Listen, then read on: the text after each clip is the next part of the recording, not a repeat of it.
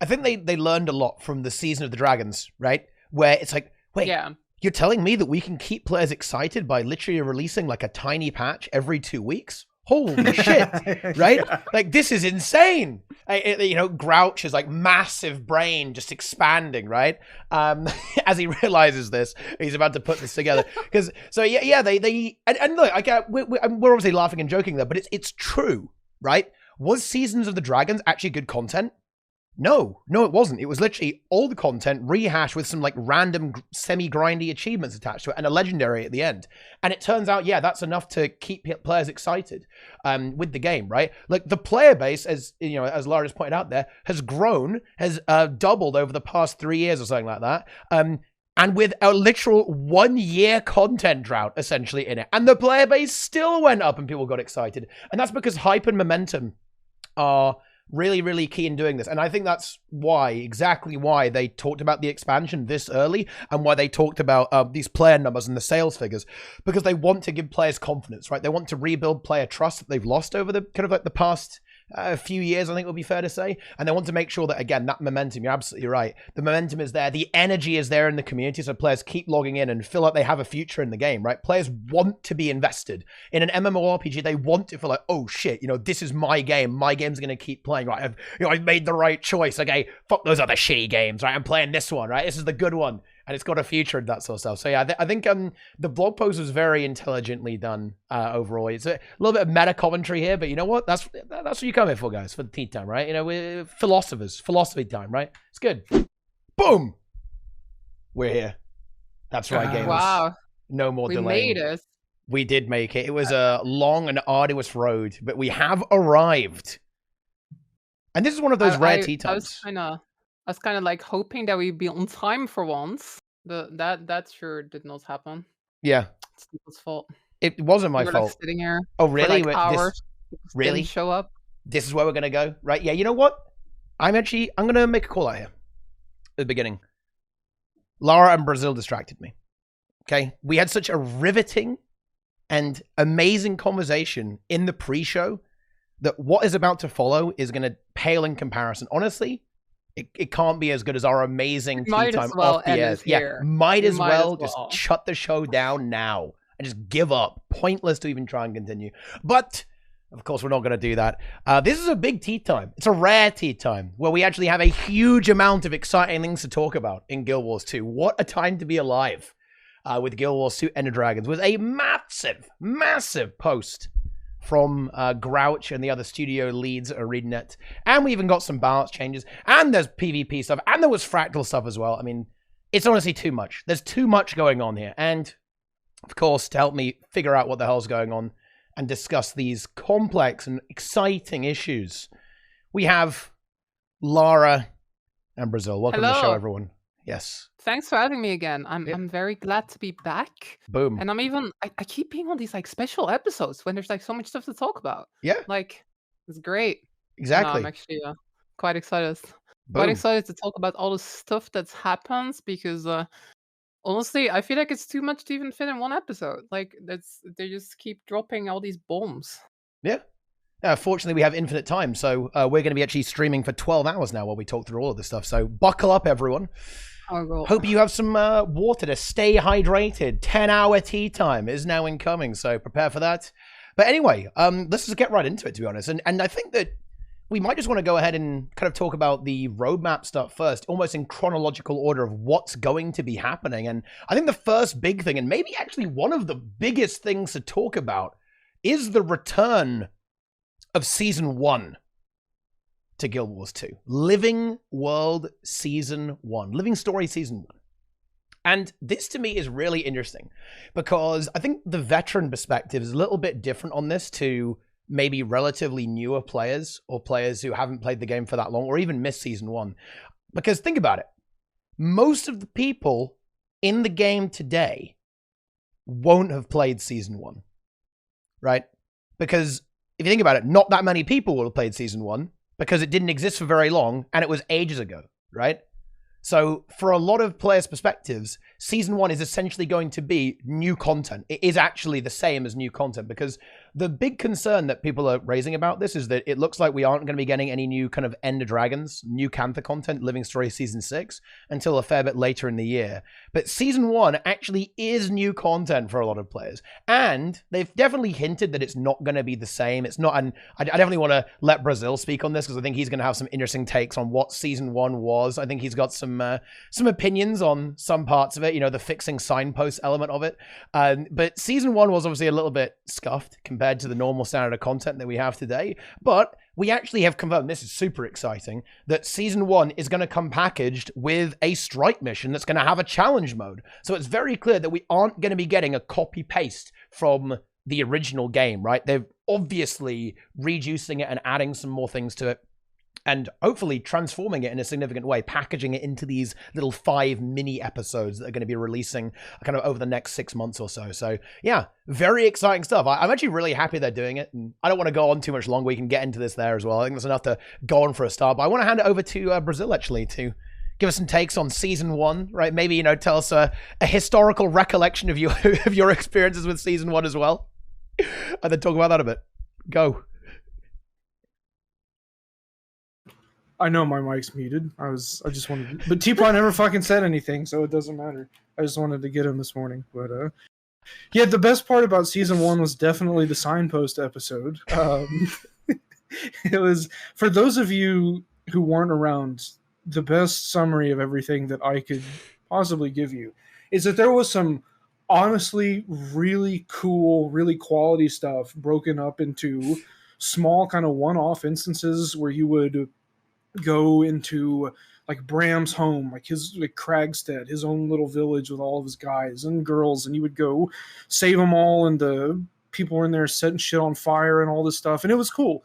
And he talked about backstory a little bit. You got to meet him as a character, and he was kind of this like brutish kind of person before he developed into having no personality at all. So he was a cool character back then. And then same thing with Rox, right? Rox is this char who's like, I gotta prove myself. I gotta do something. I'm kind of an outcast. And so Rox goes and meets Frostbite, the little devourer thing, who's also an outcast and is small. And there's all this cool backstory behind it and cool little really fun instances where you get to do stuff. And then the next week, the whole update is you go and you walk down a path in Wayfarer Foothills, and you interact with signposts that have very loosely written propaganda on them, and it takes 10 minutes, and that's the end of the story update. And so it was interesting, and the dev team was really crunched apparently throughout the whole time, which makes a lot of sense because they can shove a bunch of stuff out that's really cool, and then for 3 weeks we have stuff that's just like, all right, this is throw rocks at this statue on the side of the road, fix the signpost, whatever. It was kind of messy, but I think that there's some things that I'm confused about, because as far as I understood, all of that stuff got lost forever. They didn't actually have access to it anymore. So that makes me think that maybe they've just rebuilt a lot of it, or maybe they found some of the assets and they've just completely remade the good parts and polished some stuff up, and they're going to release that. Or I don't know, maybe they did find everything and they went back and just cut it up and packaged it up differently. The Molten Facility dungeon was really cool because that was the first dungeon where you really had to figure out, all right, what's the approach? What are we going to do here? This is crazy. And so, but that's already in Fractals kind of, so I don't see that they're going to spend a lot of time on that maybe. But I don't know, the Breachmaker or the Watch Knights, maybe that could be a strike. I think that would be a good idea. I'm personally really excited for those Watch Knights to come back. My favorite enemy models in the whole game. They're going to be updated, Brazil. I'm afraid they're nerfed. Yeah, they're nerfed. They They're got data, right, for the MightyTeapot. But yeah, we'll see how it goes. I have high hopes for it. I think it's going to be good. I mean, honestly, I think it'll. I don't remember if when we met Canuck, if that was part of the Season 1, because we were on South Sun for that, and South Sun, I think, happened before Season 1. Meeting Canuck may have been a part of Season 1, but I'm not sure. But that instance also gave people a big problem. And I could potentially see bringing that back as a strike mission could be like a fan favorite thing where you meet them for the first time and you blow them up and their mechanics and stuff. But I don't know. It would make more sense, I think, for Scarlet or the Breachmaker or something to be the strike. We'll see. Yeah, I think they confirmed that like the strike is gonna be in the Battle for Lions Arch episode. Mhm. So my guess is very much the final battle against Scarlet, right? I think the whole thing about season 1 is there's a lot of cool stuff in season 1, but like you said, it felt like they were kind of like rushing out these content updates every 2 weeks. So it kind of felt like there was sometimes you'd get something really cool, and sometimes you would just go and fix signposts, right? I'm very curious how they'll bring it back because so much of the content was like open worlds, like invasions in the open world, events in the open world. They must have like quite significantly reworked it to get it into the story journal. Honestly, though, I think the most important thing is just that for new players, they will finally actually be able to play the whole game. There's this weird jump right now where it's like, oh, you just did the personal story. Oh, now you go to Heart of Thorns or season 2, but these characters kind of come out of nowhere. It's gonna be really nice to finally have that in the game and have some of the backstory of these characters and stuff. We all need Bram's backstory. I think that's very, very important. But at the same time, I hope that people do have sort of the right expectations, because season 1 is very different, right? Part of me is scared that like half the community is like, oh, season 1, that means we're gonna get like 6 new maps and like new story and like new fractals and everything.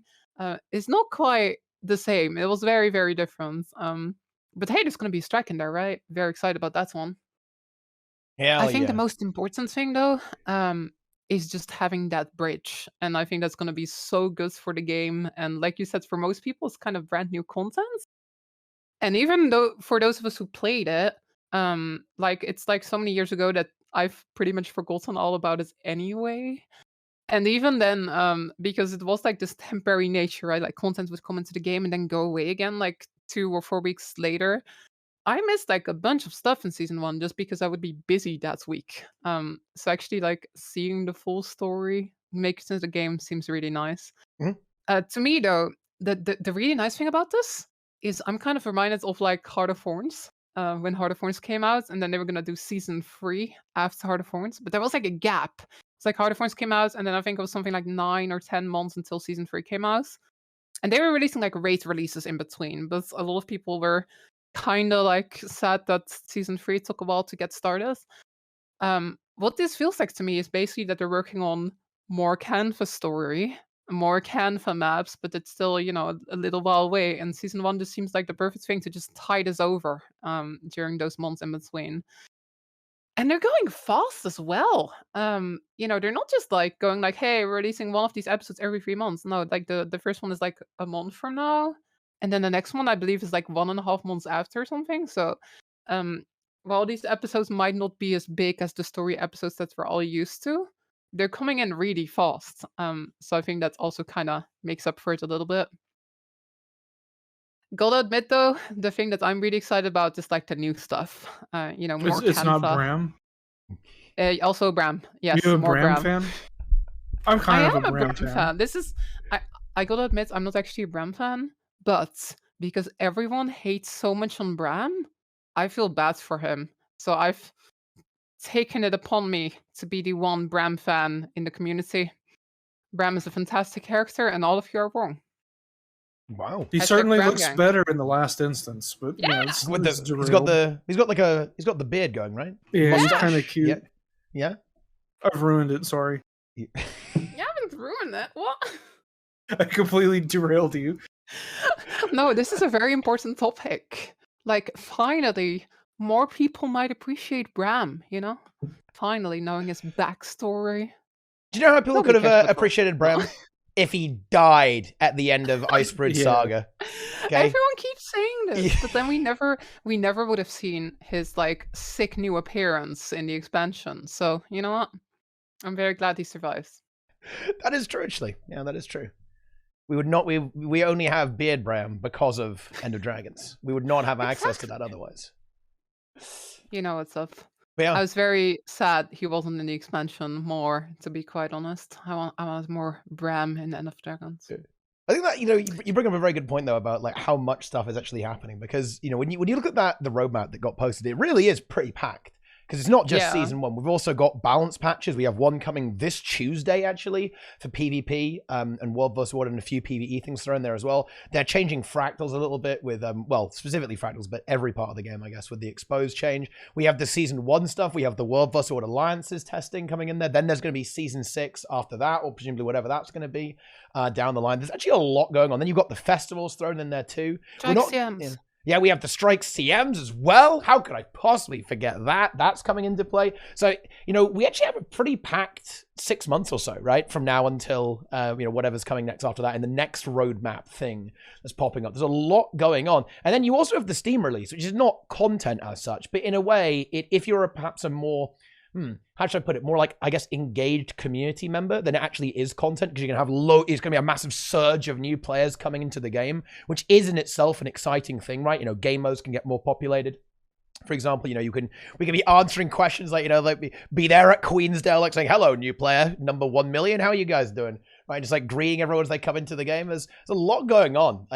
I'm really impressed with how ArenaNet is actually handling the transition after the expansion into the future of the game. They've very clearly got a good plan, right? And I think it's very reassuring to read it, and I think it's very exciting to read it, right? This is something that the game has struggled with historically, is okay, what now, right? What are we doing? Like Guild Wars 2? What is that? But this time, they're actually doing it, right? And it's really important, I think, to notice that they're handling all of the game modes in theory.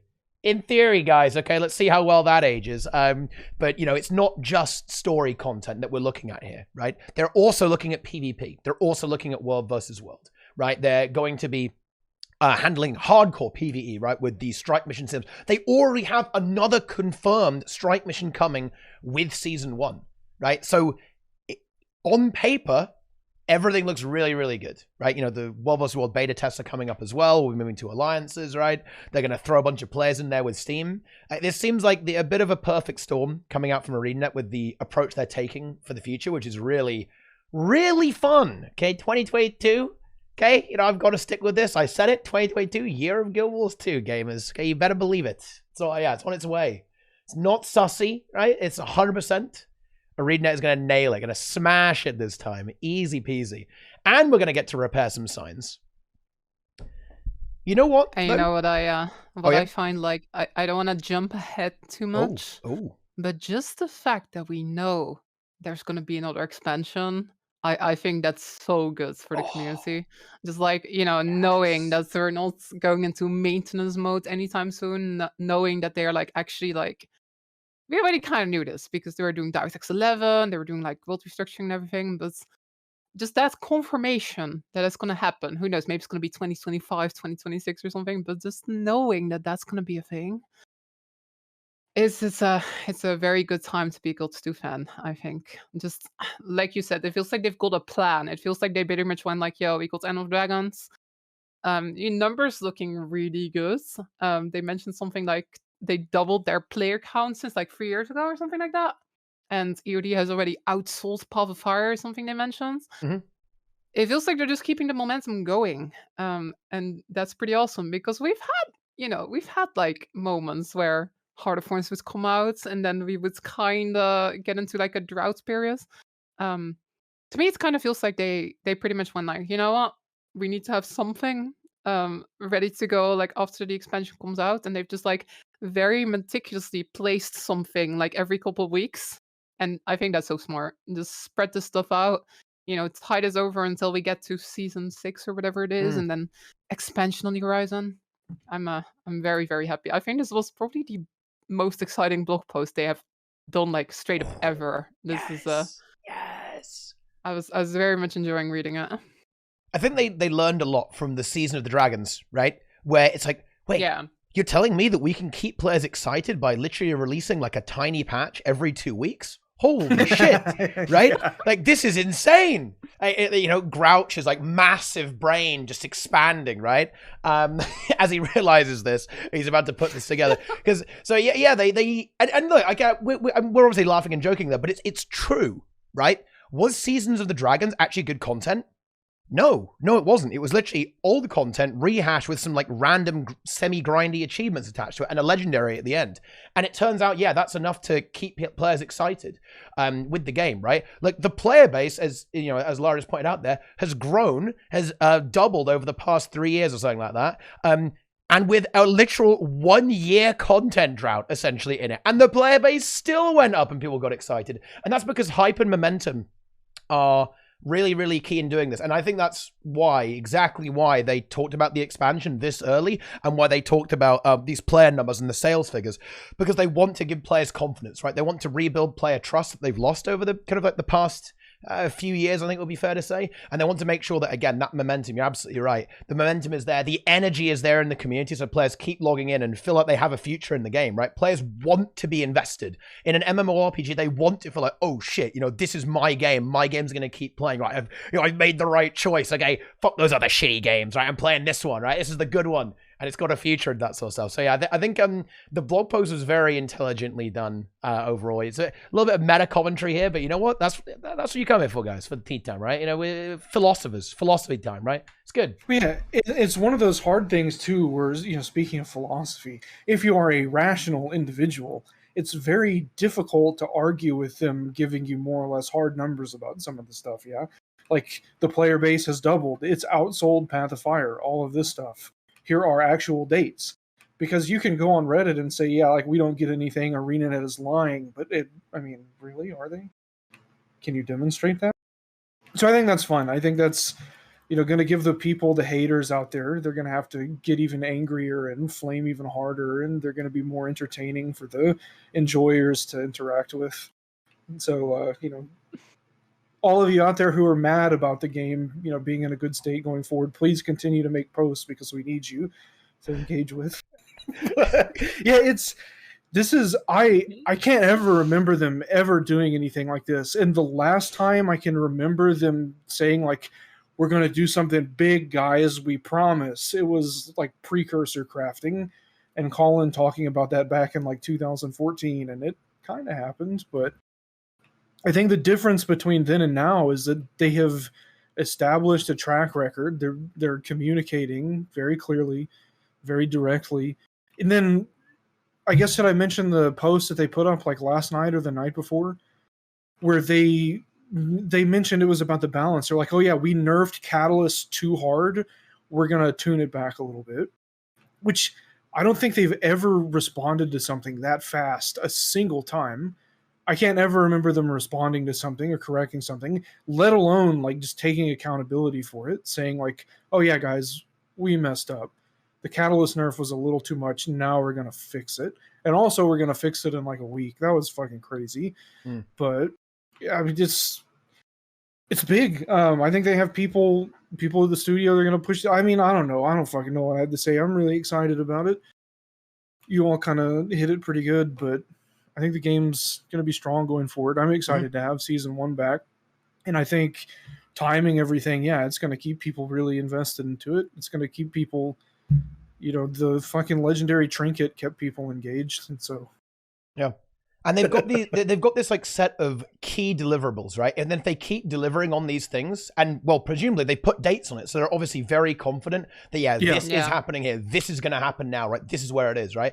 If they keep doing that, then yeah, that's going to, you know, kind of continue to raise the morale of everyone involved, right? Like everyone's going to get even more excited when ArenaNet continuously delivers on this stuff over time, and that will kind of like feed into the expansion. I mean, everyone's already ready, right? You know, I think when Ender Dragons got announced, in a way, that was what triggered players getting excited about the gaming, or at least like starting to come back and start playing. Just that hanging over people actually is enough, right, for players to want to get back in and actually play the game. So having this early, that means they can kind of dangle us another breadcrumb in like 6 months or another, you know, a year from now, right? They've set themselves up for success in the best possible way, I think, with the way they've been communicating. I really hope it continues too, right? You know, I want more. Give me more information, okay? I'm insatiable. It's never enough. Speaking of which, you know, oh, sorry, go ahead. I was gonna say I have one thing to add. Yeah. Oh, do it. Add now. I'm gonna go. I gotta say, like, I think another thing not just like, not to just be overly positive, but I've been very impressed with the marketing the past couple weeks around EOD.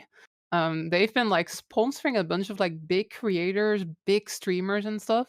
I think they've been kind of nailing it there. Instead of having some kung fu tea stuff happening, it feels like there's just actual marketing happening that's like effective for MMO players. I have the feeling that if you just put on some YouTube ads and then have some fancy CGI, I don't think most of us are susceptible to that. I think most of us kind of see some ads and then we basically go like, who cares about that? And we use an ad blocker sometimes, But seeing some of these like really big MMO creators check out Guild Wars 2 and do Guild Wars 2 streams, I think that is much more effective. So I don't know. It feels like they really evaluated like what was going well, what was not going so well, and they kind of are sort of hitting the nail on the head right now, even with stuff like marketing, which is not something I was expecting. It's sort of been this meme for a while, like, oh, Arena's marketing isn't that great, but I'm actually kind of impressed by it recently, which I was not expecting. Yeah. It was the most surreal experience I've ever had with Guild Wars 2 marketing when I was watching Linus Tech Tips, and then all of a sudden he just dropped Guild Wars 2. I was like, I was doing something on my other screen and I just turned my head like that. I was like, excuse me? What? I don't think he's mentioned Guild Wars 2 since he did the Guild Wars 2 themed AMD shitbox PC back in like 2011. That was a long time ago. But wow, that was crazy. And I don't even know if it was a direct plug for Guild Wars 2. It was like, buy this crucial RAM and then you get Guild Wars 2 for free or something. But it was crazy. I was like, what? Yeah. Seriously? It was wild. It's very cool stuff. It was unexpected. It is bizarre. It's a little cliche to say that, the studio, it's new ArenaNet now, but it kind of is. Like, the company has radically changed over the past kind of year, I would say, maybe a little more than a year. It's obviously hard for us to tell exactly when this stuff started to happening, right, on an internal level, but this is not the same ArenaNet that made the previous games. The approach it's night and day, right? And I really hope it works out because, in my opinion, I think it's good, right? So, hey, look, if it does really well now, that's good because it means I'm right. And if I'm right, that means that I'm happy, right? I don't care about the game. I just want to be right. I'm right, you're wrong. For sure. There was one thing that also stuck out to me a little bit about Season 1. And it's that it starts at Flame and Frost. And you might go, oh, well, that seems normal. But you know what? That's not the first ever Season 1 episode. Who remembers what the first Season 1 episode was? It's confusing, though. Like, Flame and Frost is like the third one. Yeah. They did like Halloween, and then they did South Sun, The Lost Shores. Exactly. But they only started calling it Living Wolves with Flame and Frost. Like, before that, it was just called like Updates, I guess. Exactly. Actually, yeah. Yeah, so Lost Shores was Season 1, but it was before Flame and Frost. Exactly. I want South Sun back. Okay. I have a good story about that too. I may have Really? told it before, but maybe not. Tell me. I was friends with an individual in college that I really didn't like that much, but he had no other friends. And he went off to university in Kansas or some other state. And he had a concert. He was a choir singer. And he really wanted me to come to this because nobody else gave a shit. And he thought I did for some reason. And that was the same weekend as South Sun Cove in the ancient Karka. And I'm sitting there thinking, I'm going to miss Guild Wars 2 content that I can never play again because I have to drive across the country with this guy's mom and listen to him fucking sing in a choir. So anyways, we made it back because both of us were very slow drivers. And I got in like right at the last second to lag out of 3 maps because the FPS was so bad and get kicked and then get into 2 overflows and then get mailed chests like a little bit later on. And so I got to experience the last 45 seconds or so of Living World 1, the very first episode.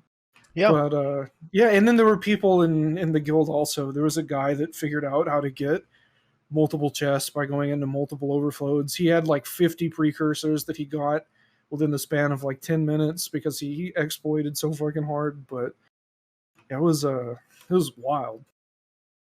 I missed that. But... And I want everyone to experience that. I want everyone to experience the unplayable Ancient Karka event. Yeah, and that could be a strike. I'm kind of serious here as well. You know, obviously, I don't think we should make it unplayable. But Living Story Season 1, it was really exciting because it had a slightly temporary nature. And I think that's why they made it that way in the first place. So they wanted the players to feel like the game was actually changing, the world was actually evolving over time. But obviously that was unsustainable and made the devs all want to uninstall their own game, which is not good. But I think that elements of that I would like to see come back. Like, wouldn't it be fun if like the Ancient Karka attacked every 3 months, right? A bit like a festival almost, right? It could almost be like a little bit of a festival. So yeah, you know, you have this kind of one-time crazy event that at this time, server time, the Ancient Karka will return and you can all... Well, actually, back then, there was like really big problems with the game even rendering models, right? So it would like all the Karka would be invisible and they would just roll over you and kill you and you couldn't see them. And look, we need to bring that back as well. That needs to be in the game. But yeah, I think stuff like that's really cool. Right. I hope that we do have stuff like, you know, the Nightmare Tower, right? Like the, you know, kind of existing in some way, like the Battle for Lion's Arch. Well, I mean, we're obviously going to have that come back, but I'd like to see that, you know, almost exist in a more permanent way outside the story.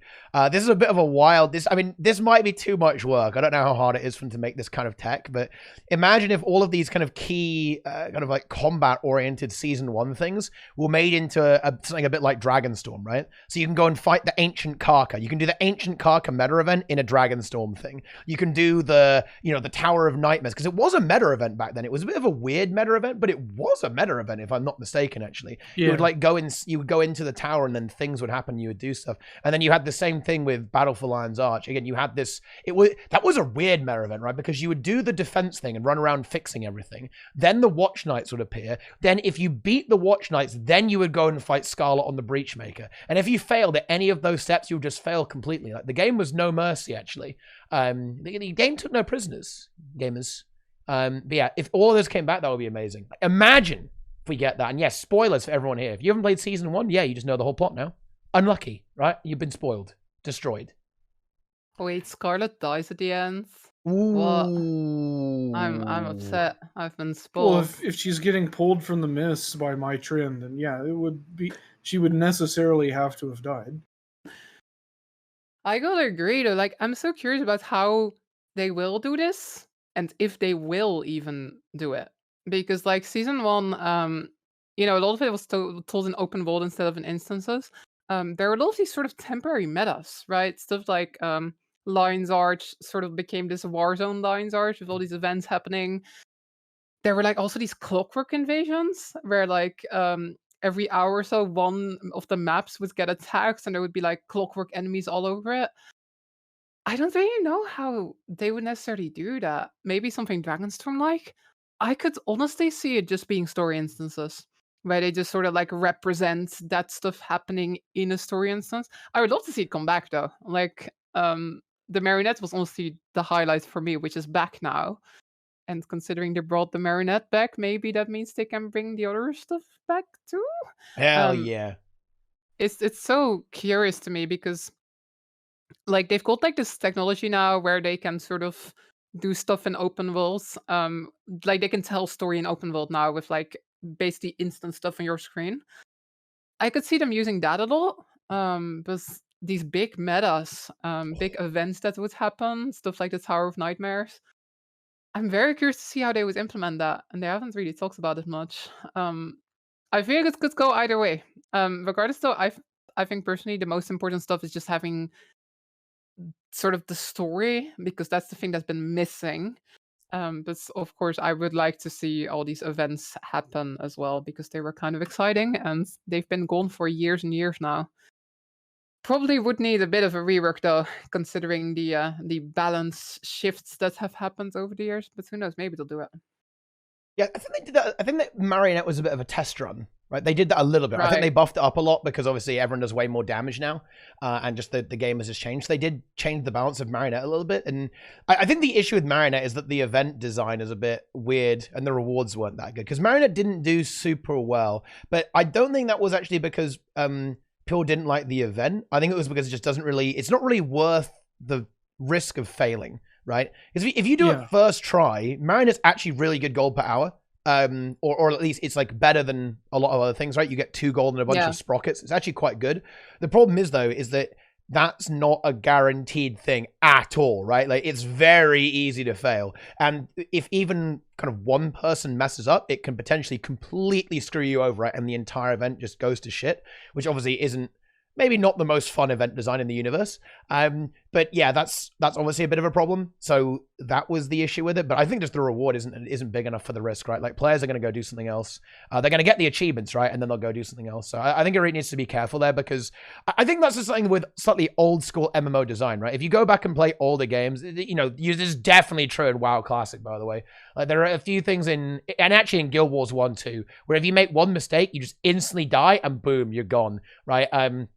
And in general, MMOs these days are a little bit more like, okay, right, you can recover a little bit more. It's not quite so binary, right? Like, oh yeah, you win, or you completely lose, instantly fail. Game design has moved on a little bit. What can I say? But if they iron out some of these issues and rework them a little bit, I think they can be really popular.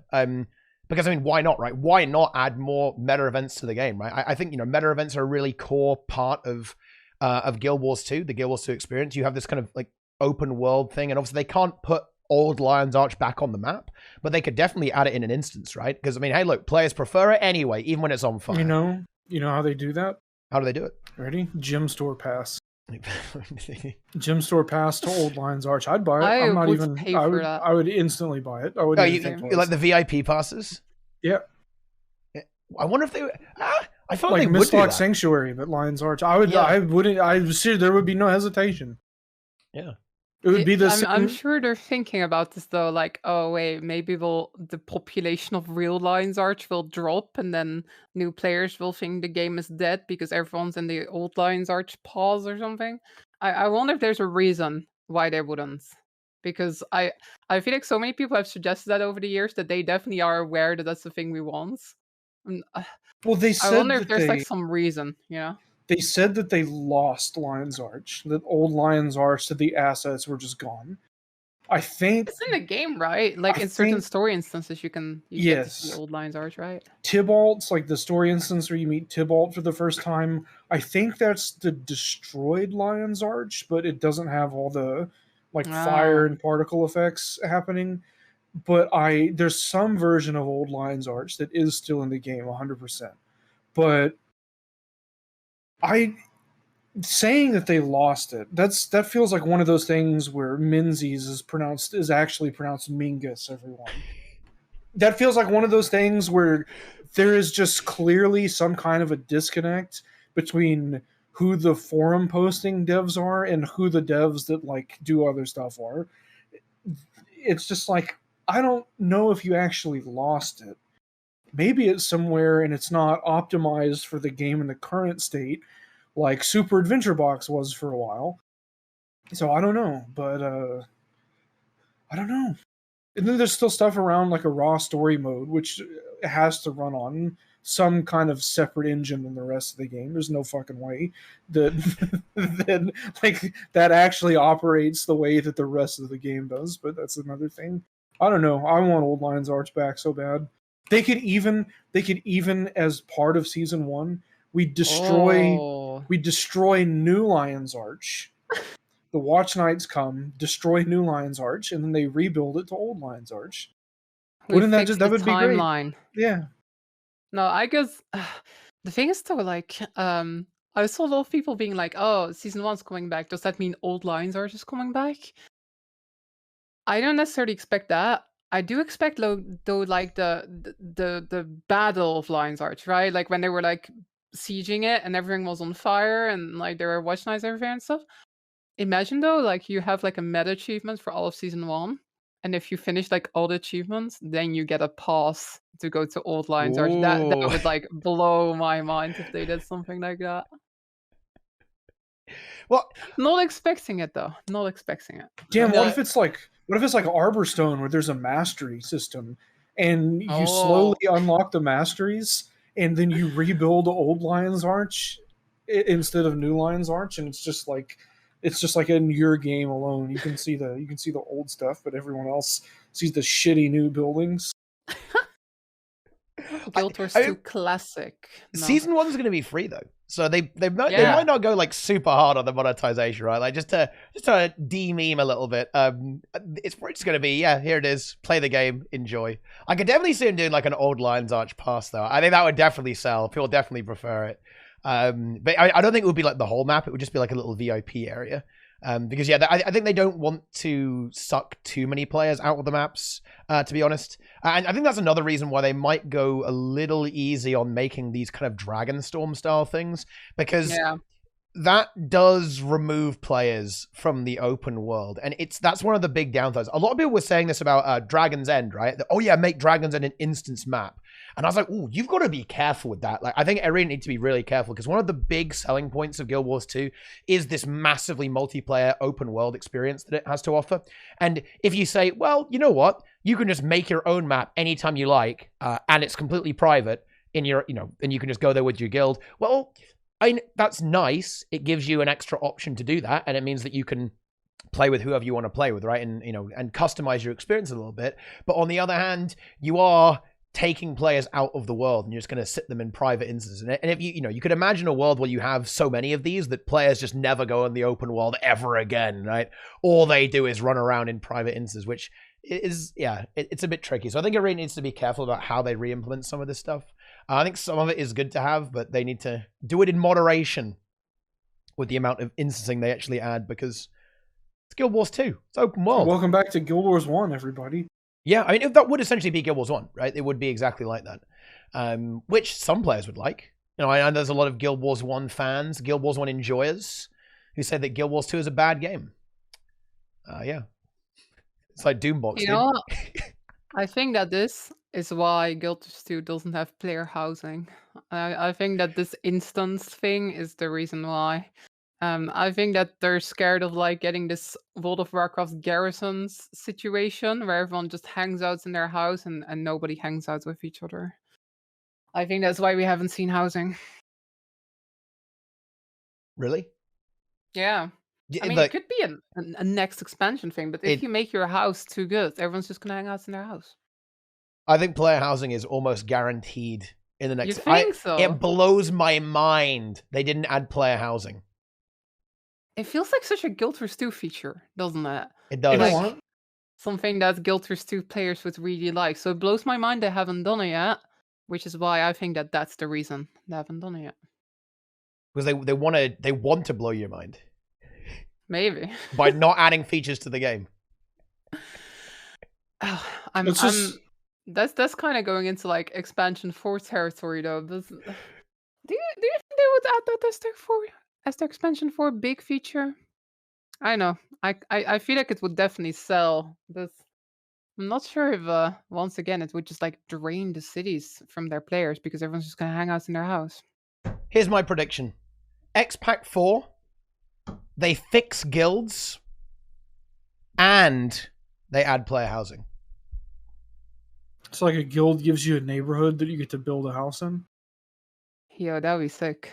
I guess you could do something like that, but I think now positivity over, guys. We're going to be negative now. Just full disclosure. Back to shit talking the game, everyone. Let's go, Brazil. So in my opinion, there's one massive eyesore in Guild Wars 2 right now, and it's actually the interface, right? Which sounds like a weird complaint. Some of the UI is actually really good, by the way. Some of it is awesome. The way everything looks is very minimalistic. I actually like that. It's very good. But you know what isn't good? Basically every single social feature in the entire game.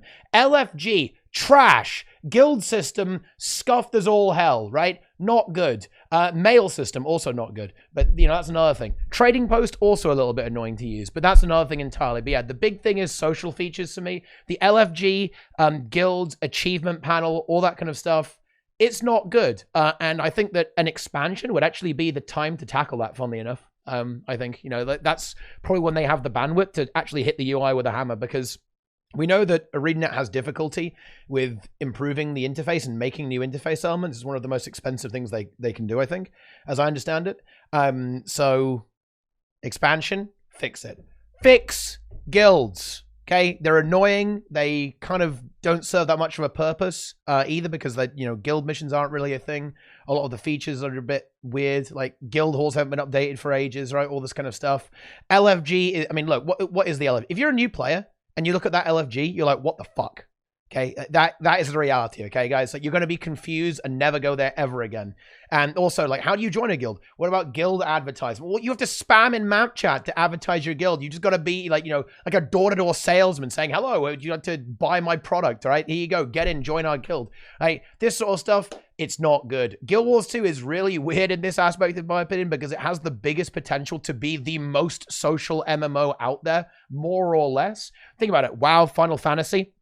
You're playing in relatively small groups a lot of the time, right? You're doing a dungeon with 5 players. You've got a raid with, maybe 20 or 30 players, right? In that raid group, and so on and so on and so on. In Guild Wars 2, you have an open world where you can have like 100 players all playing together. You have world versus world, right? Where you can have like 80 players in a giant blob smashing each other, right? The fact that the game doesn't actually have the kind of core features to support the gameplay, I think is a major oversight, a major problem. So boom, guilds, player housing, LFG, easy, done. That's X-Pack 4. Look, in fact, ArenaNet devs, I know you're early on. Watch this tea time and just, there you go. I've given you the ideas. Easy peasy, no problem. Well, they're just some obvious answers to how to fix this stuff, right?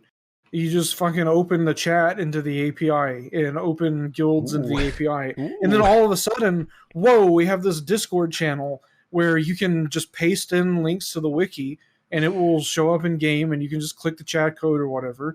Or like, this is actually a perfect example. Every day when Mr. Hinky in Goon Squad guild chat wants to go grief to Quaddle, he has to type it into guild chat and into the Discord server. It would make his life so much easier to grief the player base if you could just type it in one or the other and it would go both ways. Why can't you just do that? Convincing them not to do that right now. No, this would be great. If you could just type it, you could have guild chat on your phone through Discord. You could link your ArenaNet account to Discord and you could do shit with the API and bots like kind of already can. There's stuff that you could do there. I'm not a dev, so like my brain is at like 3% functionality here, but there's got to be some crazy cool shit that you could do with all of that for just expanding the social features. Honestly, also, you get ready for this. Only one guild. Get rid of the other 4. You can only be in one at a time. No. Forces you to have a big happy family. No. It kills all the small guilds. Capitalism and industry take over, and we only have the big guilds now. All of the small little guilds where you've got your level 20 guild hall, and you and your 3 pathetic little friends have spent all of their time and all of their real money building it up. Guess what? Corpa in the chat, you're fucked. Join a big guild like Hardstuck and get on the waiting list for 3 whole years to get your application approved. And you have to pay. And I want an official guild tax system as well. You got to pay to be in the guild too. Hell yeah! 5 gold a day to stay. God. Yo, I want guilds to have a bigger cap. 500, not enough. I want more than 500. Have you tried to operate the guild panel? There's got to be some weird limitation to why there are only 500 people. I can't. It's got to be something. It's got to be like literal dungeon code that will break the entire game if they expand the cap. But it's got to be something like that. Yeah. I would not be surprised. Yeah, being in the guild, it just hard pulls a percentage of your gold every single day, and your guild leader gets to determine what that is. And the officers, if they want to pull 75% of your total gold every day to be a member of the guild, they can do it. This is one of my favorite features about New World, actually. This is so good. It was so fucking funny, dude. Yeah, like when we were like taking over some objectives in the beta, I think actually we were taking over the towns, and as we were winning, we would just be spamming in global chat like taxes are going up to maximum, right? Then we take over and immediately max out the taxes, right? It was really funny. Me and Jester literally had people flaming us in the global chat and like just sending horrible things to us in DMs because we kept doing it, right? And we just said, yeah, we're just going to do it more. We're going to increase the taxes even further, and they're going to stay high, right? Like when they would try and take over our towns in New World, they'd be like, yeah, we're going to fuck you up. We're going to reduce the taxes. And then as we were winning, we would say, yep, nope. Stop rebelling, plebs. The taxes will remain high. That was the best part about New World. Oh my god. You know what? I mean, while we're at it, we can also make adjustments to stuff like mount endurance. You have to pay to get more mount endurance, Wait, and what? you can just raise and lower that, just like gas prices IRL right now. And you just do all that through the guild. If you want to use your mounts and you want to have endurance, oh my god, at World versus World, you have to pay for more Warclaw endurance. Holy shit. That's OP. We need stuff. We need systems like this. Hardstuck is going to take over and drain everyone. Wow. To actually get back to an actual related topic though.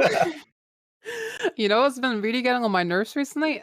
Squads don't work properly right now. There's this like little drop down, right, where you can pick like anyone can join, people can join with an invite, nobody can join. It straight up is broken right now. I don't know how this works, but I keep putting it on no. Like I'm doing this thing where I'll put in like 2 of my friends who are in Discord with me, and then I'll just open it up to anyone. It just doesn't work. I just put it on no. It just doesn't work. People can just join anyway, even when I put it on no. Yeah. I think it's just, it kind of baffles my mind how like you say, this has the potential to be like this really social MMO, right? And there's so much like open world stuff going on, but there's like a lot of like kind of like the block feature, for example, like just kind of sucks as well. When people show us offline, you can see that they're still online by mousing over them and stuff. Part of me really does wish that an expansion would sort of go back and look at these features, add some more guild stuff. You know what I really want as well? I want to be able to save more than 10 mails. I want to be able to send more than 2 mails per minute without getting suppressed instantly. There's a couple of these. I could make a list. Oh, It's the thing is though, it's not really a huge deal. You know, it's like these things that you just put up with as long as the game is fun enough. But you know, going back to stuff like this, and also you mentioned the UI itself, right? There's some stuff in the UI that's really does absolutely need an overhaul. I can never tell if I've got quickness or alacrity by looking at my bar. I can tell by looking at my cooldowns and by how it feels and stuff, but I'll just look over to that little boon bar. We were talking about this in the pre-show a little bit. You just can't see because there's so many of them. I feel like there's some really easy changes that could be made there just to make the whole game way more accessible and more fun and easier to understand. And yeah, just some quality of life stuff like that would be good. Speaking of that though, they did actually mention that before the Steam release, they're gonna do some new player experience stuff. Ooh. Not exactly the same, but I was thinking about that. I honestly don't really know what that could mean. Like small new player experience tweaks. Obviously they already tried that a couple years ago. I think this time they mentioned in like a PC Gamer article, I think, that they wanted to do A/B testing. So they wanted to like, you know, show certain players like the new system and certain players the old system, and then like check the statistics and how many people keep playing and stuff. But I'm kind of blanking on what this could be. I guess stuff like tweaking hearts maybe, but I don't know. I'm quite curious what you two would think about this.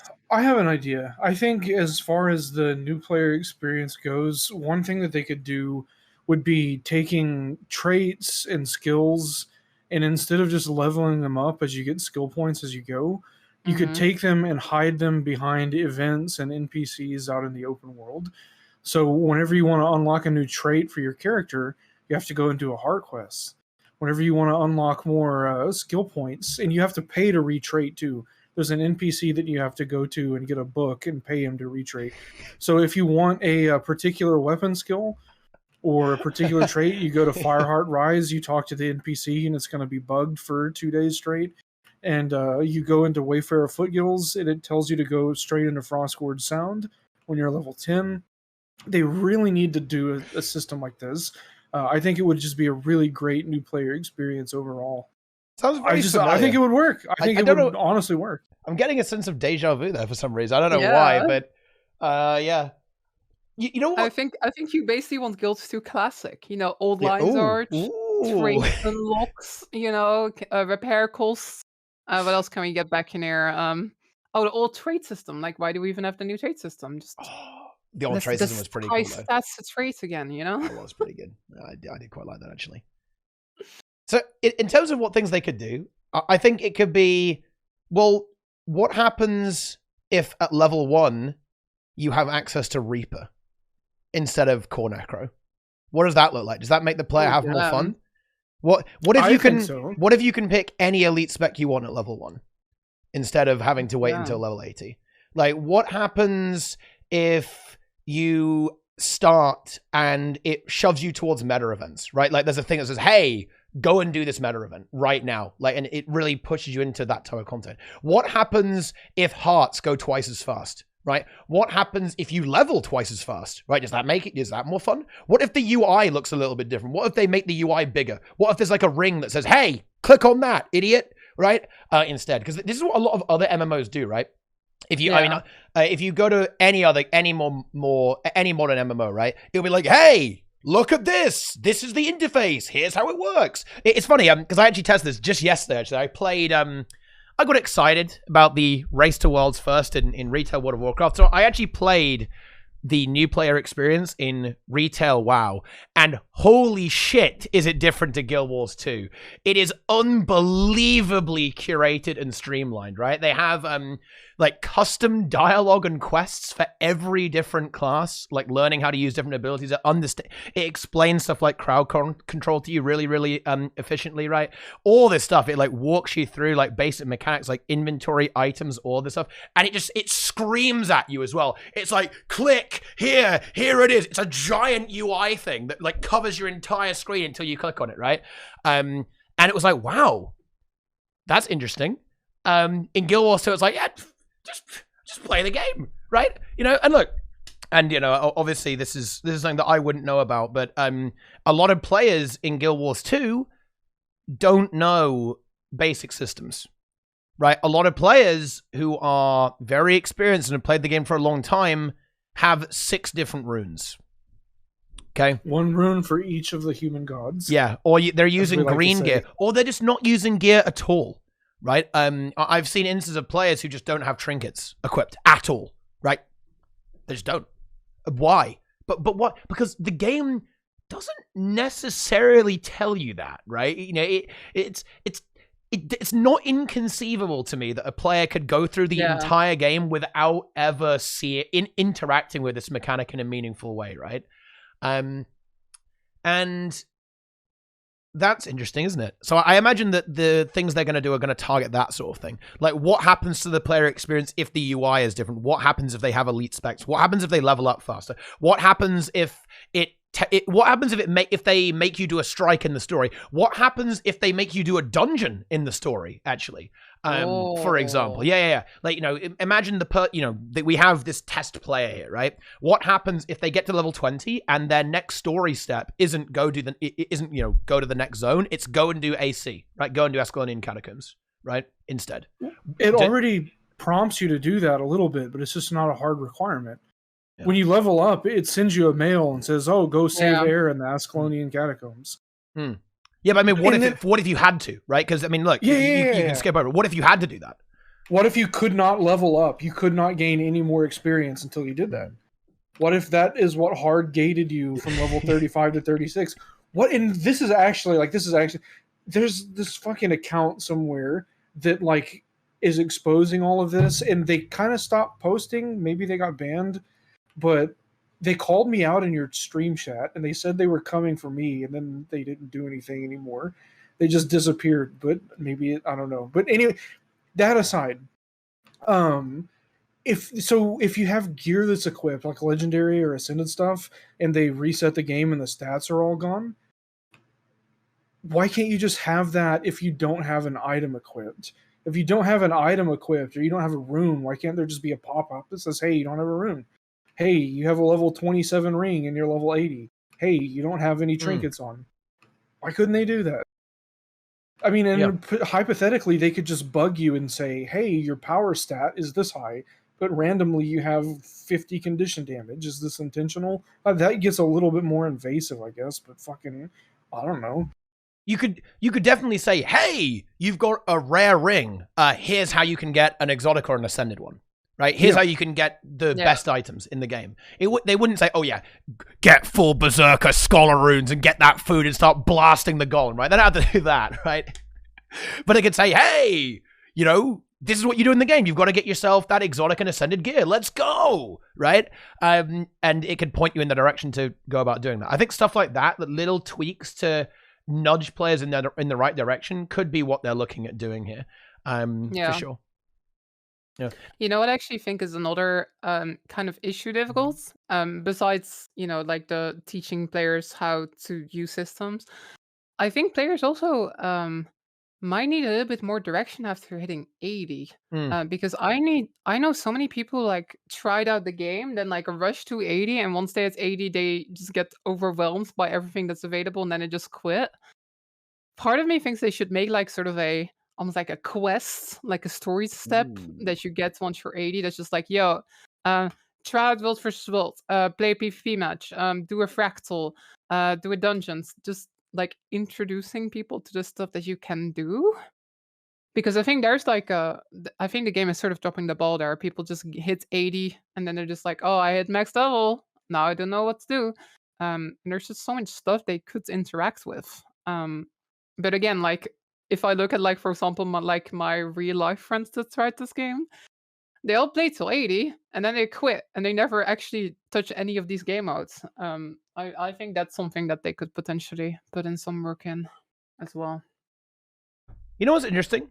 We may have an idea of what ArenaNet is going to do with that, Lara, and because they may have slightly leaked this. This is an illegal talking point on the stream, guys. This is fully illegal, but you know what? We're going there.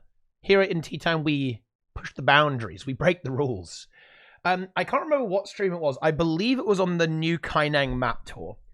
And you mean the thing? And we saw a thing, right? We saw this, I don't know what it was called exactly. It was like a season thing, or like, it was about like some kind of pass, right? Or some kind of like seasonal, it was called like seasonal achievement, right? Or something like that.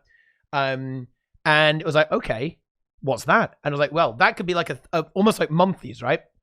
It could be like some kind of monthly implementation. I feel like I've done a very bad job of explaining it. Let me just clarify. So basically, ArenaNet showed a new Kaineng map, or it was a map tour or something like that, and they accidentally showed off a UI element that we've never seen before. It was something akin to a set of seasonal achievements or something like that. It had like a progress bar that you could fill up, right? And we don't really know a lot of details on it, but there was a few stuff there. A few things there that kind of were shown off a little bit, very indirectly. It could be nothing and just never exist, by the way. Just to disclaim it could be like a random test they were doing, or like some junk UI that they just hadn't cleaned up yet for whatever reason, or a scrapped idea. But still, okay, what it could be is something like monthly achievements, except not weird, right? Monthly achievements was something in the core game that were, I guess, kind of supposed to push you to do loads of different things, but they were very unusual. It was like just dodge 200 times or something like that, or whatever the hell they were doing. It was very unusual, and you got karma for it, and loads of mystic coins too. That was when mystic coins were worthless as well. Nice. Yeah. The good old days. Indeed. I got stories about that. I got big stories about all those days. Yeah. So yeah, it will be like a reward track, but for the entire game. So it would say, hey, look, you know, these are all the things you can do this season to go and progress this reward track. It could be, hey, go play some PvP, go play some World versus World, go do an open world meta event, go do a raid, go do a strike mission, right? Go do a fractal, go do a dungeon. Why not, right? Do whatever. I think that stuff would be this kind of like, here's all the things you can do. Go and have a go, right? And that might be a good way to hook players in. Because I think one of the reasons why they've been a bit resistant to this is because the game is pretty sandboxy to an extent. There's no real right way to progress your character, because every way will kind of get you there. So it would have to be fairly open-ended, but I think that could be the way they could go about doing stuff like this, with this type of seasonal achievement, seasonal reward track style thing, if they end up implementing that or something like that. But I mean, we didn't hear about that in this patch or this blog post, but maybe we will in the future, because I do agree with you, Lara. That's a really big problem. Like, players get lost. They have no idea what they're doing, and they quit the game. Which, I mean, that's not good, is it? No, they're supposed to be trapped here forever. Okay, they're not allowed to leave. We gotta hook them, keep Yeah. them playing. And then we gotta get them to watch our Twitch streams, no? I like where you go with that. And that is true too. Hook, line, and sinker, just like the fish in the expansion, guys. Okay, we were the fish the entire time. Boom. There you go. No, I agree with you. I've seen a lot of like there's been a lot of speculation like, oh, would they do a battle pass maybe? I don't think that they would necessarily have to like do that format. I think that's something that's battle passes are kind of manipulative in a sense that they give you this FOMO. You have to like do this content in a certain amount of time. But I do think a little bit more of a sense of direction would just be nice. Especially for these newer players that are just a little bit lost. Just introducing them to this content, encouraging them to also just maybe get outside of their comfort zone a little bit. I used to be a player who never touched raids, for example, and then I just kind of accidentally got into raids for a bit, and now it's some of my favorite content in the game. I think sometimes it's kind of nice to like have some tiny like nudging in a certain direction, and then players might discover that I actually quite like it. And it kind of goes back a little bit to like this tutorial that we were talking about earlier as well. Players might not care about build craft and they might be running like 6 different runes, but maybe if you nudge them in the right direction a little bit, if you're like, hey, maybe try getting yourself some trinkets, players might suddenly actually start engaging with that and might actually suddenly get interested in like trying to make a build and stuff like that. And I think a lot of that would not even be that's necessarily like high effort to implement. Now, of course, like we never know if something's hard to implement, right? But it feels like just with some tiny, tiny changes. They don't have to like rework the entire early game. I keep seeing people say this, where they're like, "Oh, the entire early game is bad. They need to rework it." I actually disagree. I think the early game is quite fun. I just think that there's like tiny, tiny things that we can improve about it, or like arenas can improve about it, where they just, gets a little bit more mileage out of it, hook more players into their game. I don't think any of these changes have to be big to be effective, and I kind of hope that they do end up implementing something like a game reward track or something like that. Honestly, feels like there's a lot of stuff that they could gain there.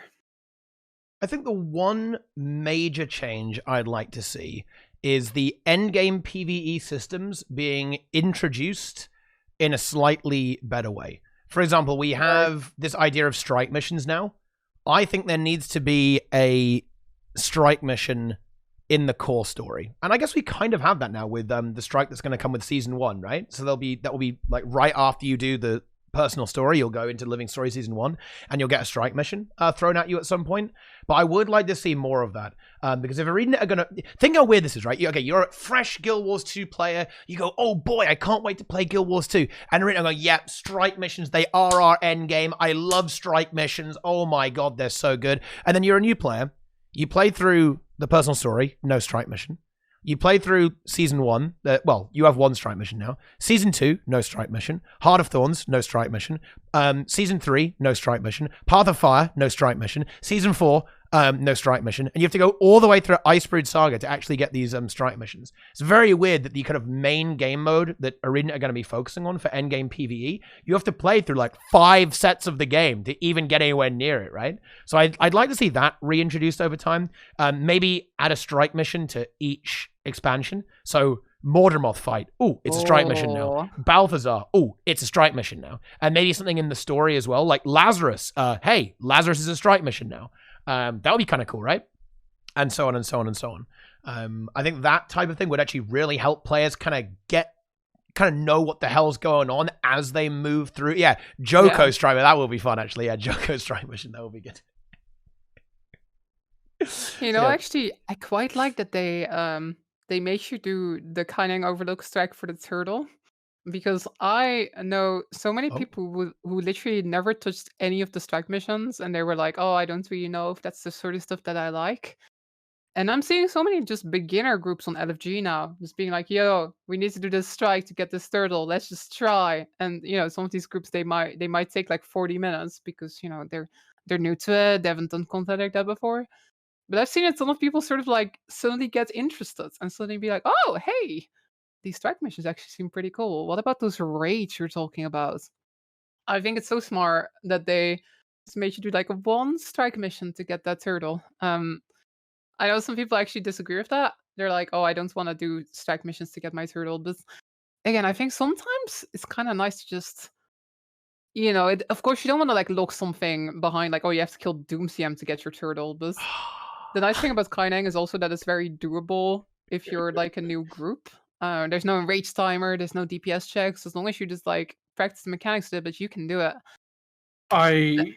Oh my god. Oh, help, please. Oh. Do you have opinions on this? I have joined 6 or 7 Kining Overlook groups that say everyone welcome for the turtle smiley face or something along those lines. Mm-hmm. For some reason, every single time there's no boons. There are people that play random builds. The commander is like always a power reaper that has like condition damage gear or something because they do less damage than the heal mechanist that's like playing a real meta build because they found snow crows.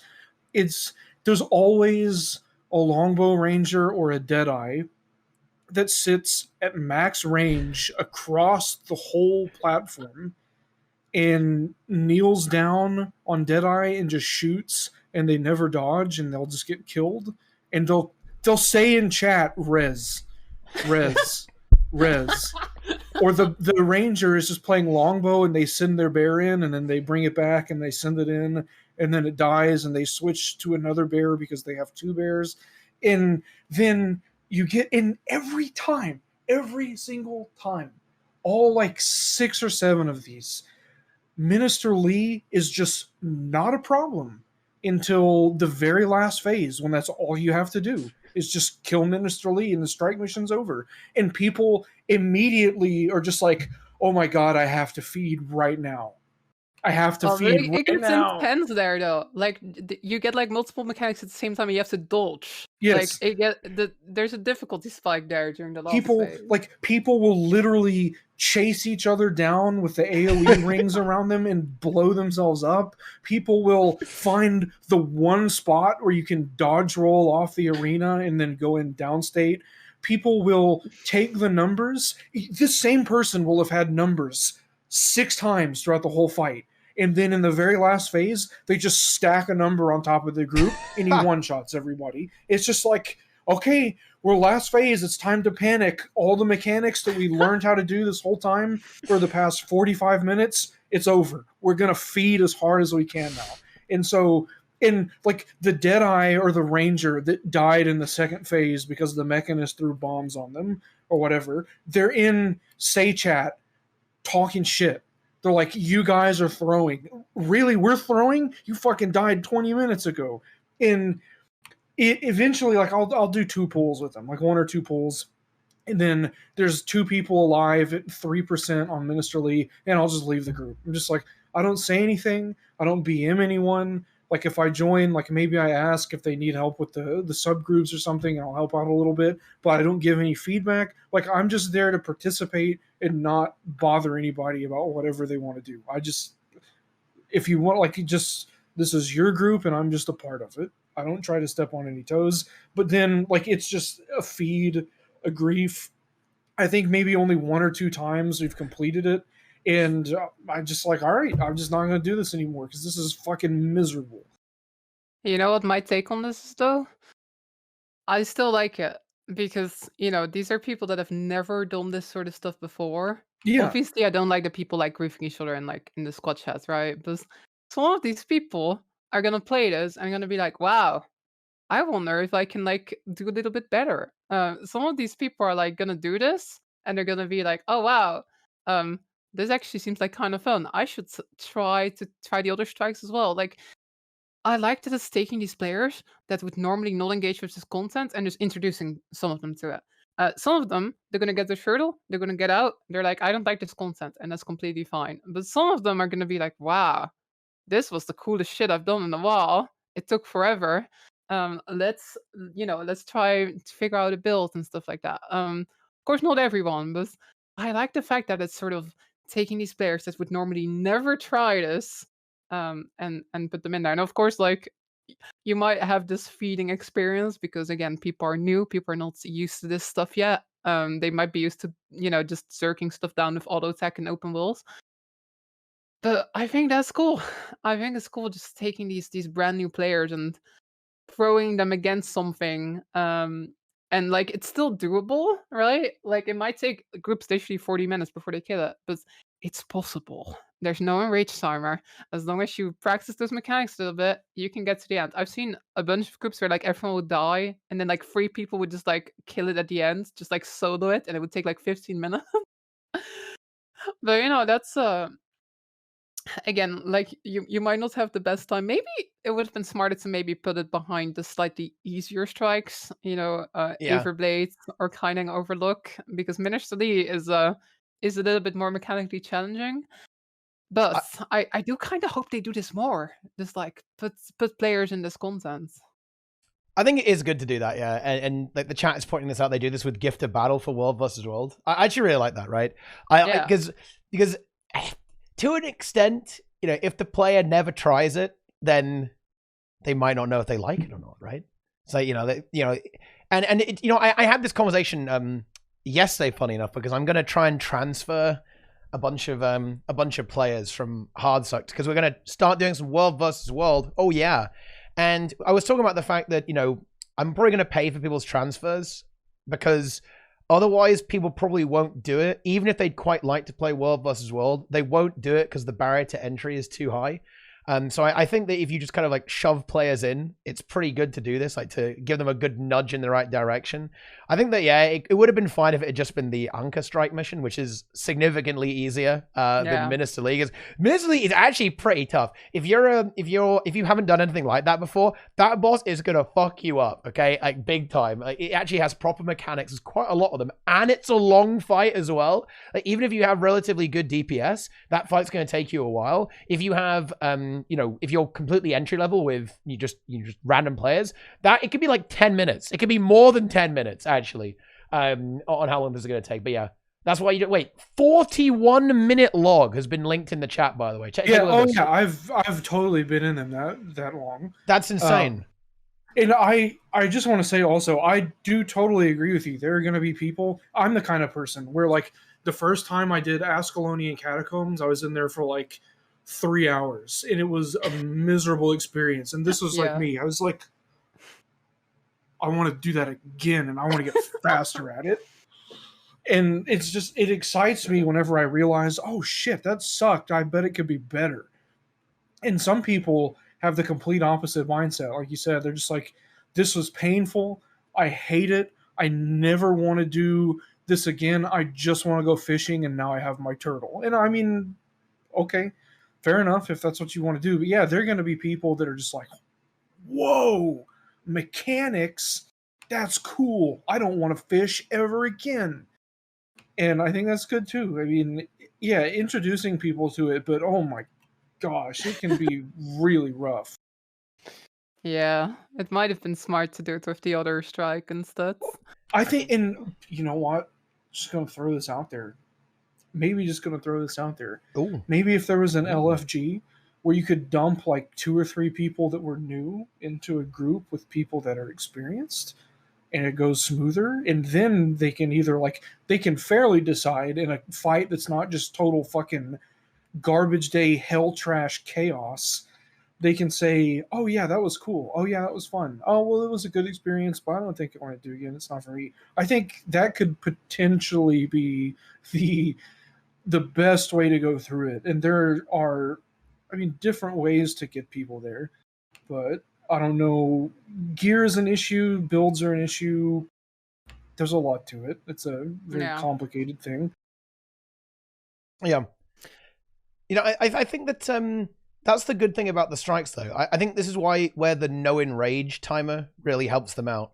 Oh yeah. It means that not everyone has to be really, really good to do it. There's a certain level of forgiveness to the way the fights end up playing out.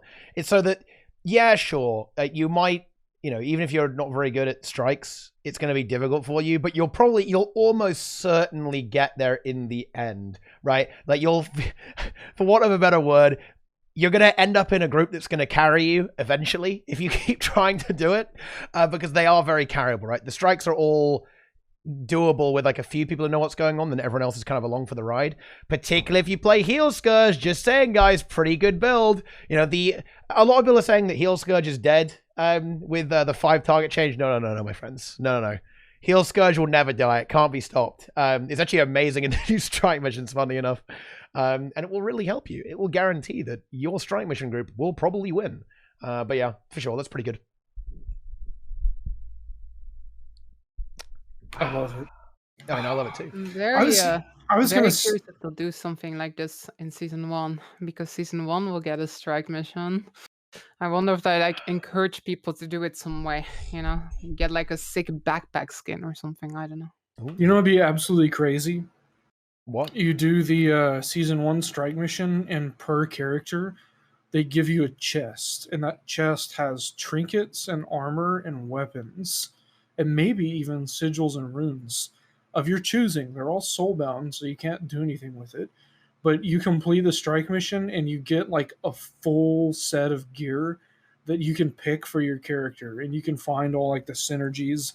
And if you want to still just play literally one rood for each of the 6 gods, like, I don't know, but because exotic gear is cheap enough depending on what stats you buy. Some stats are just like not the greatest, and so they have very little value. But Vipers is expensive, and that's cost prohibitive to a lot of new players. I don't know. I don't see why we might not be able to do something like that, but I guess they're in charge of the economy and they know. But I don't know. I would like to see something I would like to just give new players a little bit more access to gear, because gear is a massive problem apparently, and I don't know how they can fix it. Maybe doing something like that could help. Yeah, I think the issue isn't even the fact that gear is hard to get, because a lot of it is you just go on a TP, you just get your mystic coins from logging in, you just sell them, you get yourself your gear. But I think maybe a big issue is just also the choice paralysis almost. If you're a brand new player and the term berserker doesn't mean anything to you, you just go on the TP and you see some exotic gear and you're like, oh, that must be good gear, and then you just grab some random stats that don't make any sense. Yeah, you have in a sense, there should just be a tutorial or something, just explaining players hey, you can build a bit powerish, you can build a bit conny-ish, you can do whatever, but those are smart things to do. Just explaining to people what is what almost. But I don't know, maybe I'm not giving players enough credit by suggesting that. I think the thing that really gets people is what damage is in the game, right? What is power damage and what is conny damage? And I think a lot of players, and it's funny actually, not to bring up some memes here, but for example, when Summit played the game, he was playing on his Necromancer first up, and he was building power damage, and he was using a scepter, right? And this is really weird because, of course, if you do that at low level, shit dies really fast, right? No matter what you have. So it's really hard to determine that you're kind of using the wrong stats, if that makes any sense. And because all Condi weapons also do power damage, I think it ends up being super, super confusing, actually, with the way stats work. This will be so hard to do, but it would almost be good to have an indicator if a weapon is a power weapon or a Condi weapon. That will that will be the thing. The weird thing is, though, is it's sometimes really hybrid, right? And that's where it gets confusing. Like Sword on Warrior, for example. Obviously, Sword on Warrior is a Condi weapon, has a lot of Condis on its auto attack, but Final Thrust actually does a lot of power damage as well, right? It has conditions on it, but it also has really high power damage. And you might actually use that on a power build, particularly in PvP where mobility is really key and you want to be able to leap around all over the place. Then that ends up being pretty good. And also weapons can change based on what elite spec you're using, because you might have a different mechanic, right? And you might use the weapon slightly differently. It gets really confusing. And this is the disadvantage of Guild Wars 2's combat system being this complicated and this elaborate and this interesting in a way. There's so much going on there that it's it's super hard for to explain all of this to a new player in a way that's actually correct and will always work.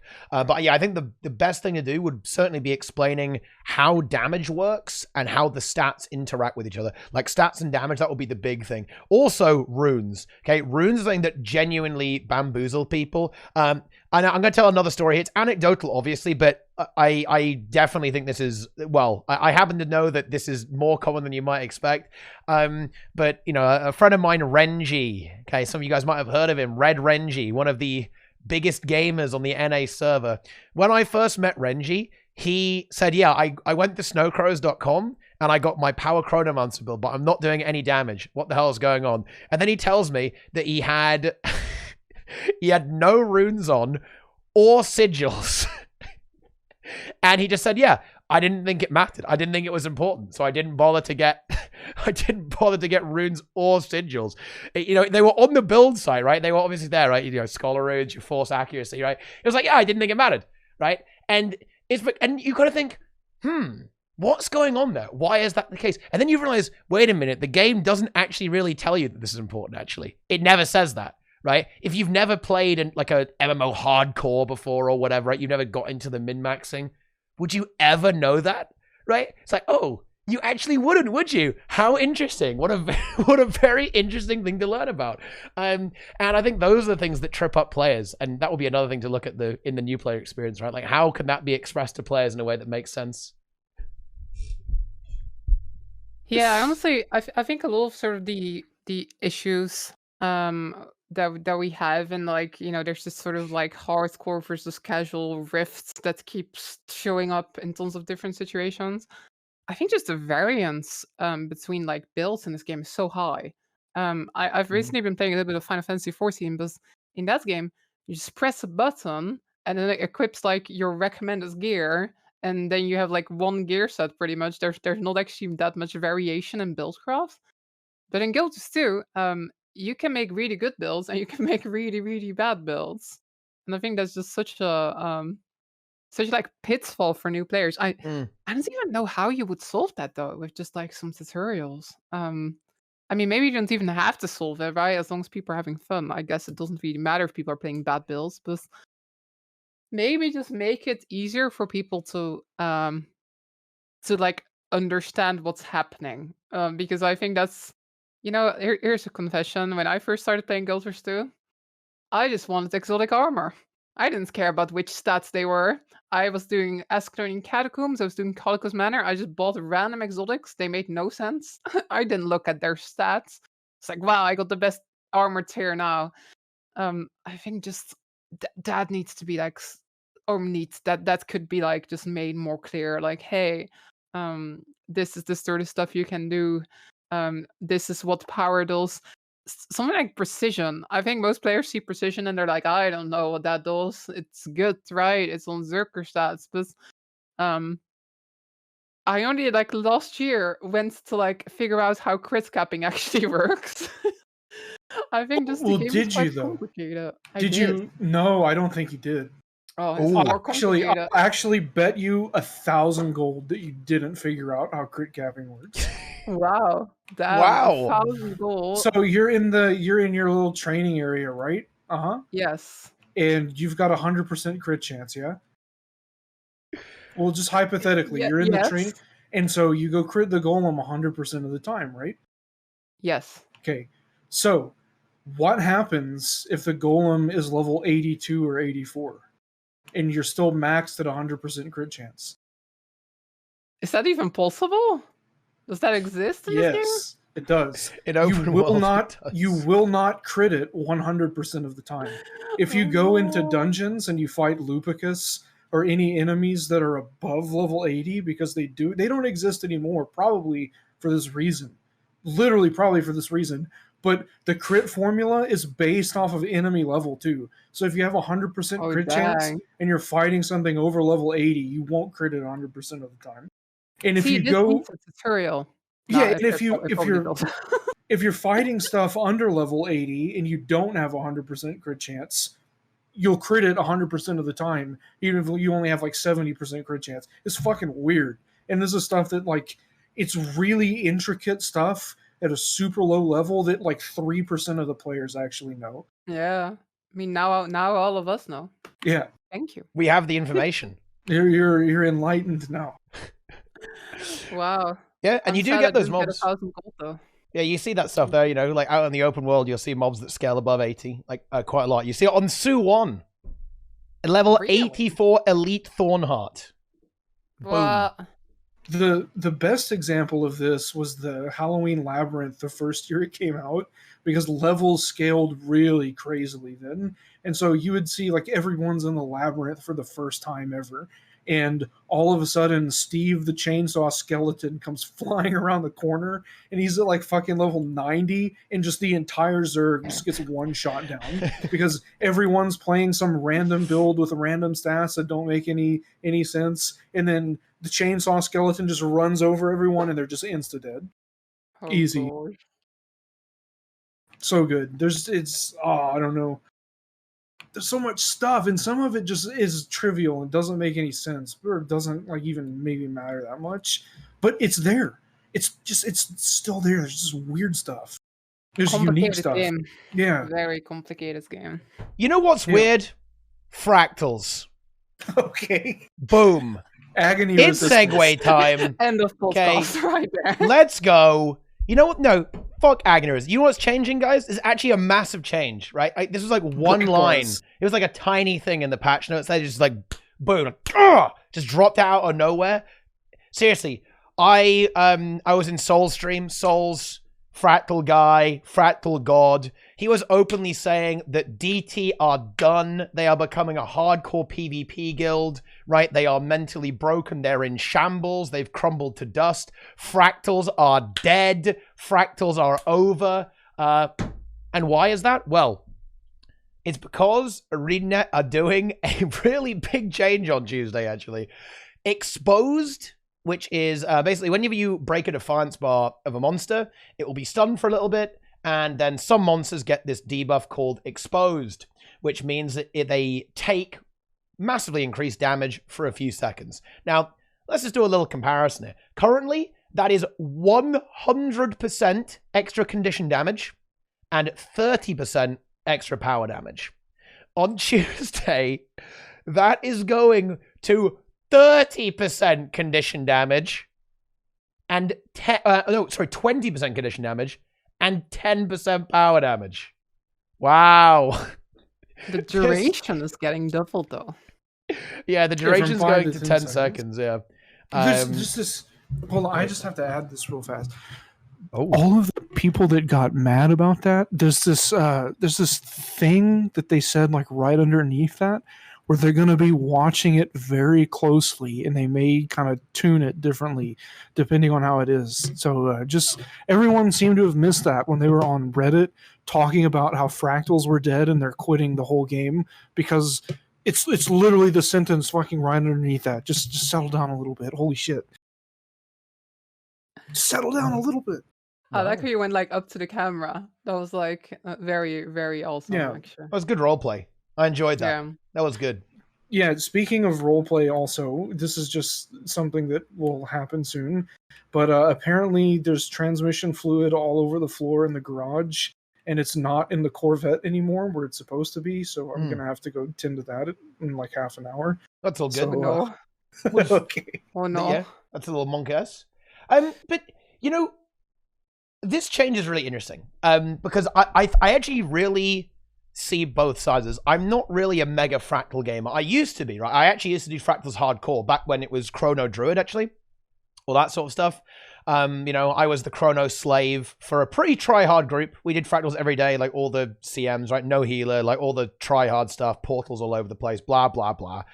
And it was fun. But then I moved away from it after I got fractal gold. I was like, oh, okay, I have fractal gold. Why am I doing this every day now? Like, what is my life? What am I doing? And it was fun. I enjoyed it. I actually do like fractals. But I do think over time, and even back then, really, like if I'm being honest, fractals were a bit broken. And they're broken in the sense that the game mechanics just kind of trivialize it, even if you don't really know what you're doing. This is even more so now with, you know, with how powerful stuff like Firebrand and Scourge is and Renegade in fractals right now. But is it really right that you can CC a boss for 10 seconds sometimes and phase the boss during that, giving the boss no opportunity to fight back? Is that really healthy for a video game? Because I think that's kind of uninteresting right off the bat. I think that the bosses not being able to fight back and use their abilities is kind of lame. It's kind of boring, to be honest, which is why I think reducing power creep, buffing HP, making break bars less impactful, making the stun duration shorter, right? I think that's good, because there's actually a subtle thing here as well. Notice how they talked about exposed, not the stun. So the exposed duration is going up, but the stun duration is actually decoupled from that, it seems. So in other words, they might even be able to reduce it or even flat out remove it, which I probably would be in favor of, by the way. Because I don't think stunning bosses is actually very healthy whatsoever. I mean, I know that they kind of have it in strikes as well, but listen, okay, we'll get them up to raids eventually, boys. Let's go. Unless it's for like a very specific burn phase. Anyway, but I think there's an issue here with what it teaches the player, right? I think that the way fractals play out right now, definitely tier 4s. Tier 4s are very much like this, but actually CMs as well, is that it teaches you don't learn the game, break the game. And I don't think that's very healthy to us. I think that means that you can't translate that skill as much because you never actually engage with the mechanics of the fight. Okay, whatsoever. Because you just break the bar, boom, burst, done, dead. And I don't think that's very good, to be honest. This has been fractal since the beginning of time, though, because the fractal meta used to be having 2 elementalists with ice bows and a thief with offhand pistol, and you would go up to Mossman, you would shoot off all of his defiant stacks, you would freeze him for 5 seconds, and you would line cast on him with ice bows, or you would fiery greatsword rush him in the corner. And it was just, you would go into fractals with a mesmer with mimic, you would absorb Mossman's axe because you just reroll swamp over and over, and the bosses didn't have agony resistance. So you would go into whatever fractals next, and you would one-shot them with a throw axe that you caught with Mimic. And just all that, you could kill Jade Maw with lifesteal and completely ignore the entire encounter. There was all this like random shit with that. And then I guess at some point they minimized that. But yeah, with Expose, it just came back. And so if your whole... It's, to me, if your entire enjoyment of doing fractals is just disabling the boss and bursting it down as fast as possible and ignoring every single mechanic, I guess there's some level of skill in that, but also I think you're kind of missing the point. And if you try to, it kind of, like, I'm in the same boat as you. It's the mechanics are the fun part. I think the fun part about strike missions is that you can't ignore the mechanics. You have to do them. It forces you to, and the mechanics are cool. And in fractals, that's just not the case. There's just random shit that you can do to completely just delete them. Yeah. The way I see it is like, I get why people are sad about it, because like it was such a large part of what fractals was, or at least like on a high level, right? I need to go for a second. I'll be back, maybe. Go for it. It's just like so darn powerful getting this exposed debuff, right? Like how you described it, like kind of breaking the game almost. So people really gotten used to like playing with this thing, right? Like everyone's playing these like super bursty builds. Nowadays, tons of people playing Condi just to get those juicy 100% bonuses. But so I get that like people are used to it. I get that people sort of found it like the interesting thing about fractals that is not in different game types. So I get that if you're a big fractal player, it feels kind of sad that it's going away, especially if you've been practicing and playing with it for such a long time. From my very uneducated perspective, though, again, as someone, I run like fractal CMs, but I'm not some speedrunner. I do not have fractal goals. But from my perspective, I'm just interested to see what happens now. Because fractals feels like it has been still in a way for such a long time. We've had this like very similar meta for a long time. I'm curious to see what happens with like builds now. Are we gonna see more build variety? Is fractals gonna maybe get a little bit harder? I just find these changes almost exciting because it opens up this whole new opportunity, I guess, to like master fractals again and try to like figure out a new broken build and stuff like that. So I gotta say, I'm very excited about the change, but at the same time, I do get like that. Some of these fractal golds are sort of sad that this mechanic that's like I don't know who I heard say this, but someone mentioned that it's kind of like a warped fractals around it a little bit. Everyone's like playing around this exposed mechanic. Part of me is very interested to see what fractals are like without that. And it's still gonna be a thing, if you're like trying to speedrun, there's still gonna be you still wanna like get this exposed buff and stuff. But especially I think almost for like regular groups, this is almost gonna be a buff in a way because maybe that's not true because everyone's playing Condi anyway, and there was not much skill involved with having your Condis up when the exposed thing, got triggered. But I don't know. I'm very curious to see if we'll actually see some build variety now. And again, the groups that never bothered with this stuff, the longer window might make it so that they accidentally use some of their high damage skills during that window. So I can see some more casual groups actually gaining some damage from this. But we'll have to see how it plays out. Gotta say though, I'm very excited to see what happens. I think it's good to see ArenaNet make these big changes and actually like just see what kind of impact this is gonna have on the game. I'm excited. Yeah, I think it's definitely going to end up being a bit of a nerf because the numbers are going down so much, specifically for Condi. But I think it is going to highlight some balance issues because, I can already hear the Fractal players about to flame me really hard. And I actually did watch a lot of dialogue from some of the Fractal gamers, and they're absolutely right. What you're going to see is that Condi is still going to be, especially in pug groups, like very, very dominant, I think. And the reason is not because of Condi as such. It's because of the way the game is balanced right now. So, one, Condi builds are actually quite bursty. There's quite a lot of pretty bursty Condi builds these days, to be quite frank. And that means that the difference between power and Condi have kind of shrunk down a little bit, right? And this means that the inherent advantage of condition damage, which is that you only need 2 stats, becomes a lot more prevalent. And what does this actually mean? Well, it means that builds in fractals that are Condi don't have to give up as much damage to apply boons in a sustained fashion. Now, when the fights are really, really short, that actually wasn't so much of a problem because you just pre-stack, boom, blast, power, boss, dead. Poof, easy. Now, the problem is that if the fights get longer, the advantage of Condi, one, the fight goes on for a longer time, so Condis have time to ramp up. 2, you can sustain buffs way easier because you have better gearing options like Ritualist stat, right, and so on like that, and even Celestial stat. Whereas power, you're like, oh, I've kind of got to do Diviner. It's a bit weird. I can't really fit my boons in properly. I can't hybridize my build as well. So power builds are kind of a little bit lagging behind Condi. And this is in every game mode. Well, sorry, every PvE game mode, rather, right now.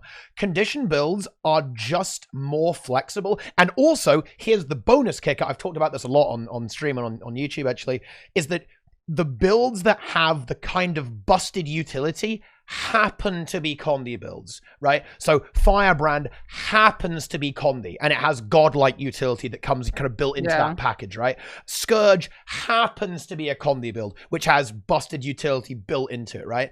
And that's what Power is really lacking. Power doesn't really have Firebrand. It doesn't have a Scourge, right? Like, oh shit, this is like the mega super crazy support hybrid damage thing. It doesn't really exist. And I think that this change is certainly going to highlight that. And to be clear, it won't be caused by this change. This is already the case. Like, conditions already dominate pug groups in fractals, and to be frank, they already dominate raids as well, and strikes too, right? Like, most of the kind of busted builds, right, are Condi builds.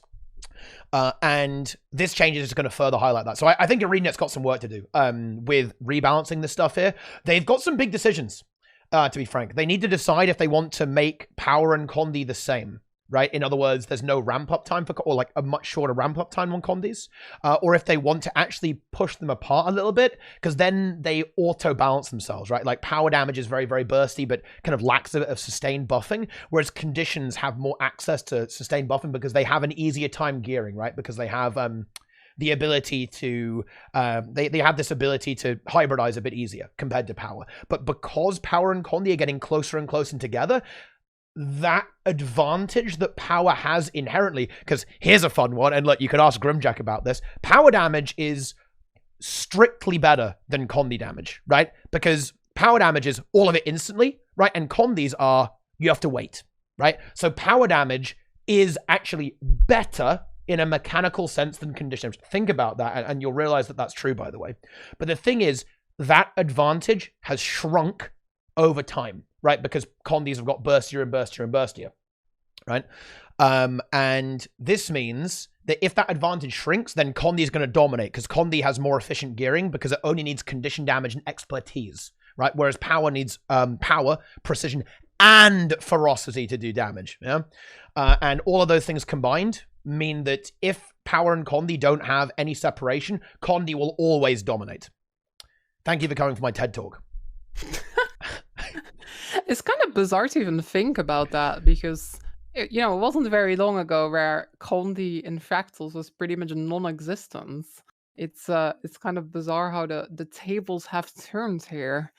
Also, it's wild to see stuff happening like Druids being pushed out of the meta a little bit.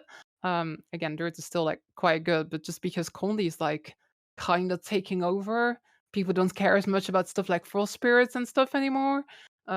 It's kind of bizarre how I never could have imagined the meta ending up like this like 2 years ago. Like, never. In a sense, I am like very, very happy though that it feels like ArenaNet is actually sort of looking at stuff like this. Like, we were talking about the Catalyst changes earlier. I'm very impressed at the turnaround on that. Like, that was like 2 weeks since they did that nerf, right? And now 2 weeks later, we're getting this sort of almost like mild rework patch. Like, if there's any moments where I've got faith in them to like sort of balance these things out and actually pay attention to what's happening, I think it's now. I hope that trust is not misplaced though. Regardless though, Teapot, what are your thoughts on the Catalyst changes? I'm very curious about that. As a Catalyst main myself, Ooh. I'm very, very excited about this. I've got to say, the one thing that stands out to me, I'm going to speak as a role player here. I love what they did with Hammer 3. Now, some players, I think, are going to make it feel less exciting and less kind of like super fast pace. And I respect that, by the way. In the same way that I want to talk about a little bit more about Fractals actually as well, because I do also respect that people like that speedrun playstyle. Hopefully it's still there. But anyway, we'll more on that later. But yeah, the Catalyst stuff, I love the fact that now you're going to be able to have the swirling orbs up almost the entire time, or like more or less play. That is so fucking cool, right? That's so cool that you could have the swirlies all the time. That weapon is going to be so much fun to play, I think, and to use. And yeah, I think they responded well to the community feedback and to the way Catalyst is going to go. I think that build is going to get really interesting. Potentially, like Catalyst is going to be really powerful, I think, if they keep nudging it in that direction. But you know what? I feel very positive about this. But on the other hand, I do actually have to really bring up a very heavy critique here of ArenaNet. ArenaNet need to decide what elite specs actually do. Right. Because I see a huge amount of overlap right now between Tempest and Catalyst. And that's not necessarily bad, but it's something to note. They're both moving into this hybrid boon lord thing, right? Tempest has a bunch of boons and has melee damage, right? Catalyst has a bunch of boons, right? Has melee damage and is also a healer. In fact, one of the best builds for Catalyst right now is actually heal Catalyst, funnily enough. It does quickness, it does prot, might, fury, blah, blah, blah, all the good stuff, right? With staff. Heal Tempest in shambles right now. Exactly. It's kind of, isn't that just heal Tempest? Well, yes, it is actually very like heal Tempest. There's a lot of overlap there. And there's also the hybrid damage Tempest, right? Where you do power or Condi damage and also give out a bunch of boons at the same time, right? I think that ArenaNet need to be, that I'd like to see them push these into their own kind of niches, right? So they all have a special thing that, oh yeah, that's what you want a Tempest for. Oh, that's what you want a Catalyst for. And, Weaver, we haven't even mentioned, what even is that, right? Weaver, I think, also needs to have its thing. I want to see the thing that Weaver does. What's that thing that only Weaver can do, right? That makes, this is why you play Weaver. It's special, and it's kind of lacking that right now. It doesn't really have a thing that it can really do. It's like, oh wow, I do big damage, by the way, guys. You know, please love me. But you get a cool sword, you know. Well, yeah, it's sick the animations. all of the Ellie specs are really just like, what weapon do you want to play with Ellie? Aren't Yeah, they? that's what, like, when you play Catalyst without the hammer, it just kind of feels like core Ellie with like extra AoE should put on the ground, right? I think in general though, that is like such a hard issue. I was also thinking about this, you know, considering the fact that there is going to be a 4th expansion. It's gonna be hard to like come up with like new niches and stuff at a certain points. No, I totally know the answer to this. oh really? What is that? Well, also speaking of answers, just an FYI to any of you out there, if your car is ever leaking fluid, the correct fix is to ignore the leak and just put more fluid in.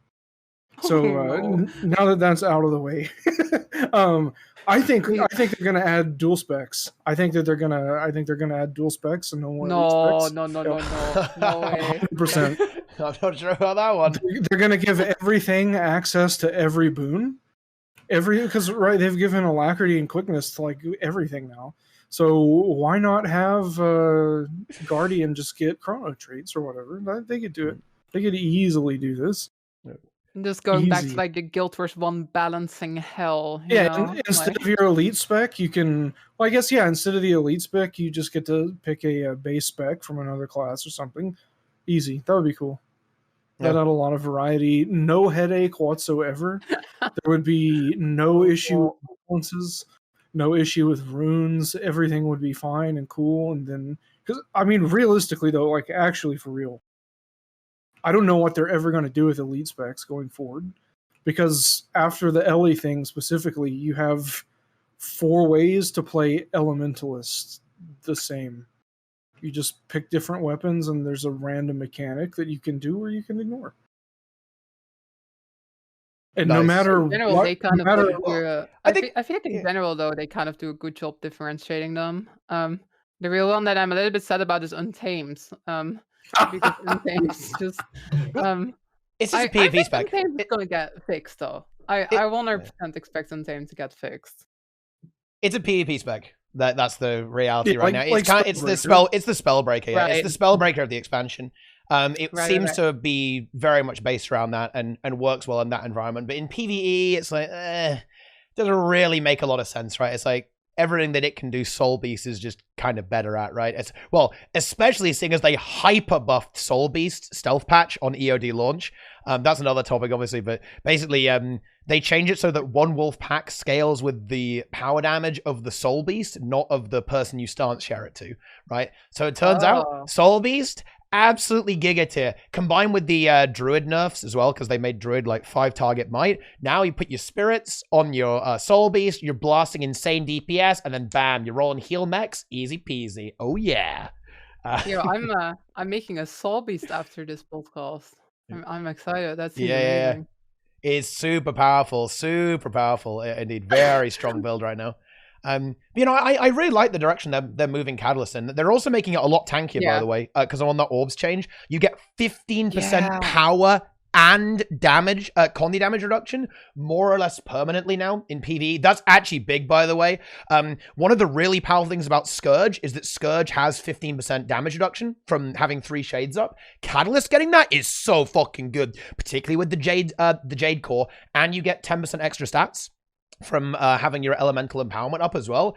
It's so good, right? You're going to be really tanky on that build, particularly you've got a bit of self-healing on water as well. Like, Catalyst is going to be meaty after this patch, which is kind of what people want, that slightly brawlery spec on Catalyst. I really like it. Like, combine that, kind of slap that on board with the boon application, and you've got a really, really kind of versatile power build. It reminds me a lot of Power Herald, actually, which is a build that I think is really good. Boon, well, it got nerfed a little bit.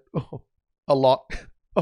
But yeah, Boon Herald is really, really good pre-EOD. It's still not bad, to be clear, but you know, it's just not what it once was. Catalyst kind of is like that, but what if it also had quickness at the same time?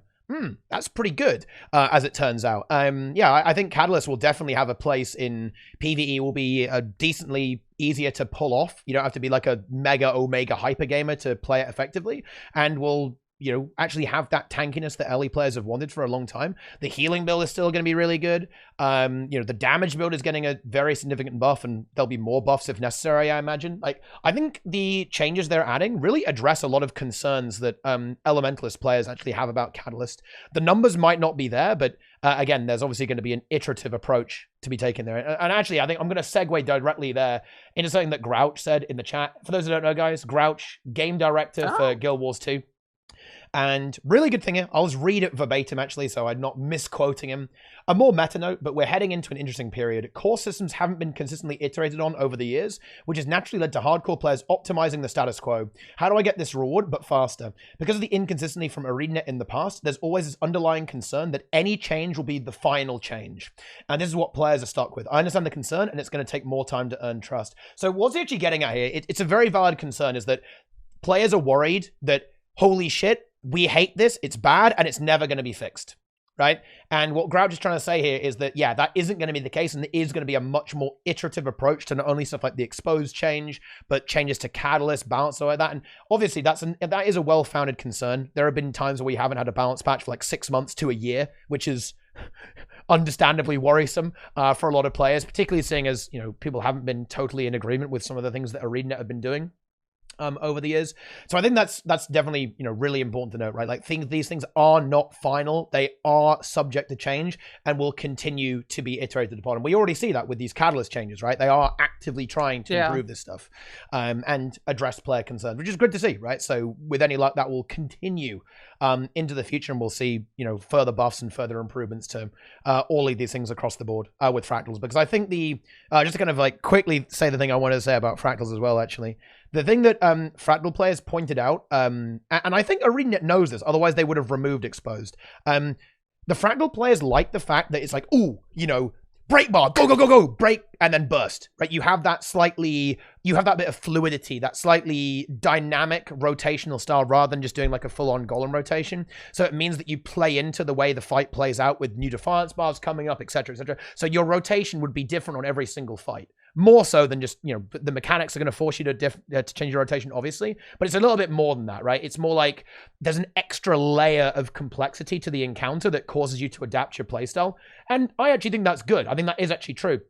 That's something that's very desirable, actually, to have in PvE encounters. Because another more complexity in general makes the game more interesting if you're a hardcore player. So that's a good thing. So I think that ArenaNet will definitely be looking to preserve that. Like I said, and to any Fractal players who are concerned, they actually agree with you guys. ArenaNet agree with you that it's fun to have defiance bars and burst windows. Otherwise, they would have removed exposed.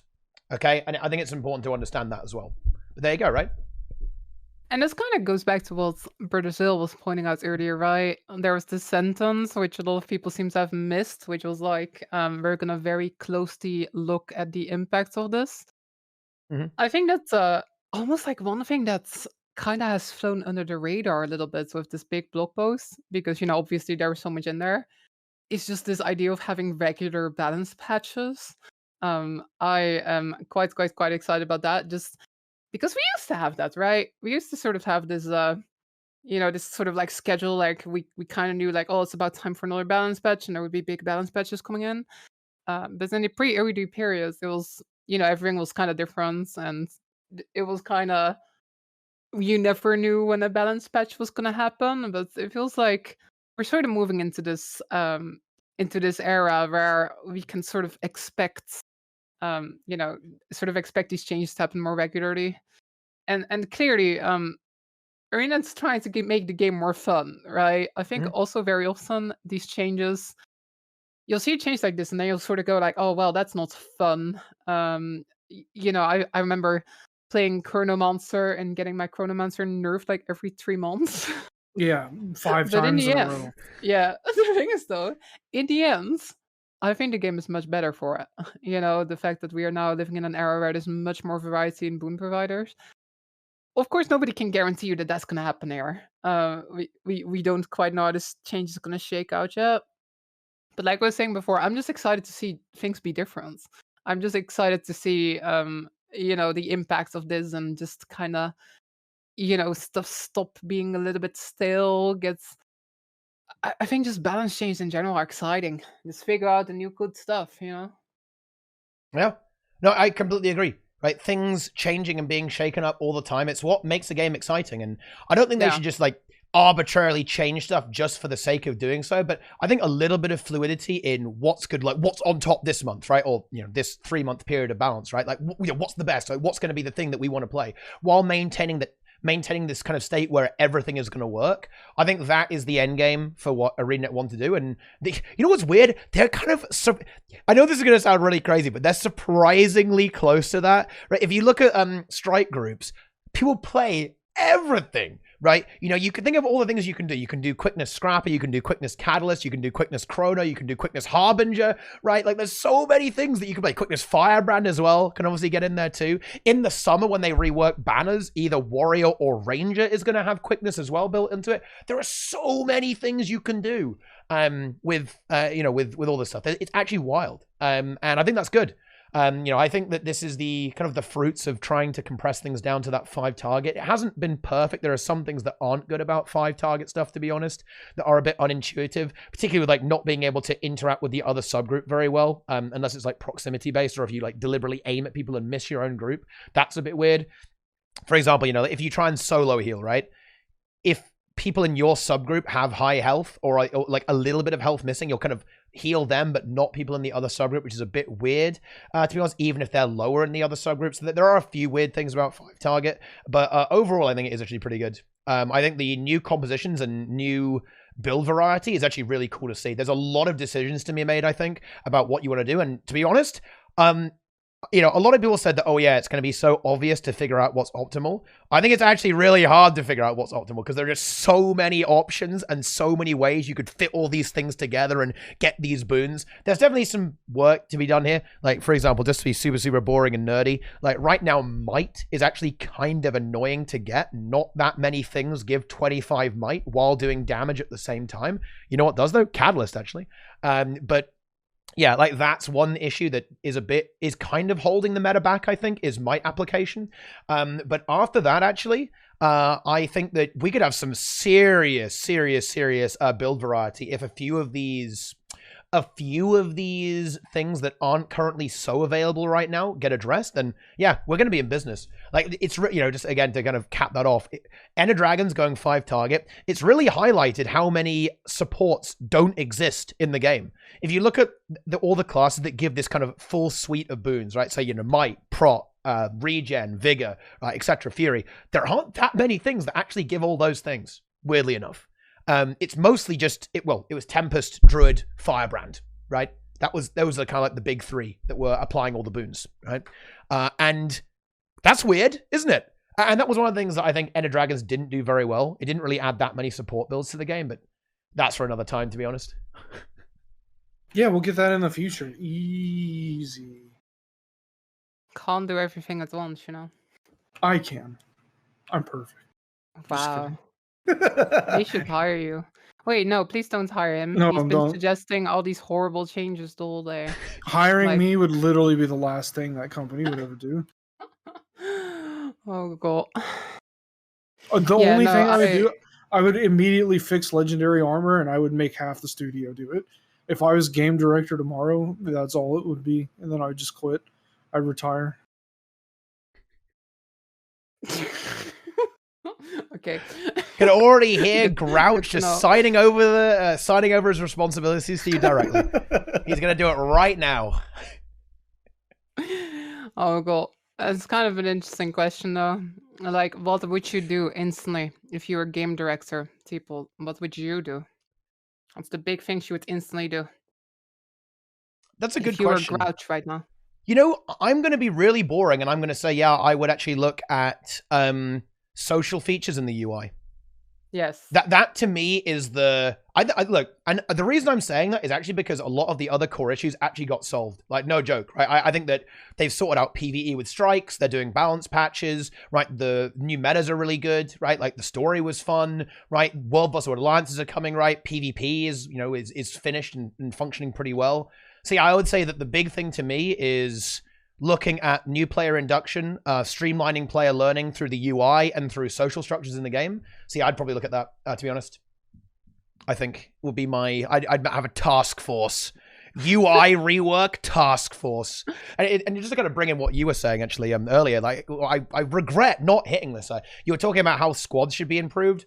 100% agree. I think that organizing squads should be easier, better, more clear to people who are in the squads.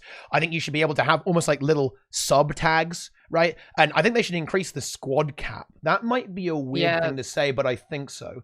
To maybe 100, and then make it so I can add a sub tag, right? So instead of having to have 3 squads for a meta event, because you know how on a lot of the metas, right, you have to split up into 3 groups, right? You have to do that on Aetherblade, Dragon's End, blah, blah, blah, blah, blah. I want to have one giant squad and then assign like a little mini tag, right, on someone and say, hey, you guys are in mini, like red mini tag, right? And then you have green mini tag, purple mini tag. And so I can talk to everyone at the same time in the squad and assign sub leaders and spread out. I mean, that's obviously a bit of a wish list, but yeah, I think that would be really cool too. So I think there's some changes to the squad UI, all that kind of stuff, like social features. Hell yeah.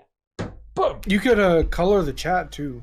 So you could see, like, if someone's in the sub squad for the purple mini tag, their text could be purple, right? That might be hard to do, but I mean, I could potentially see that happening. Yeah, maybe. I don't know.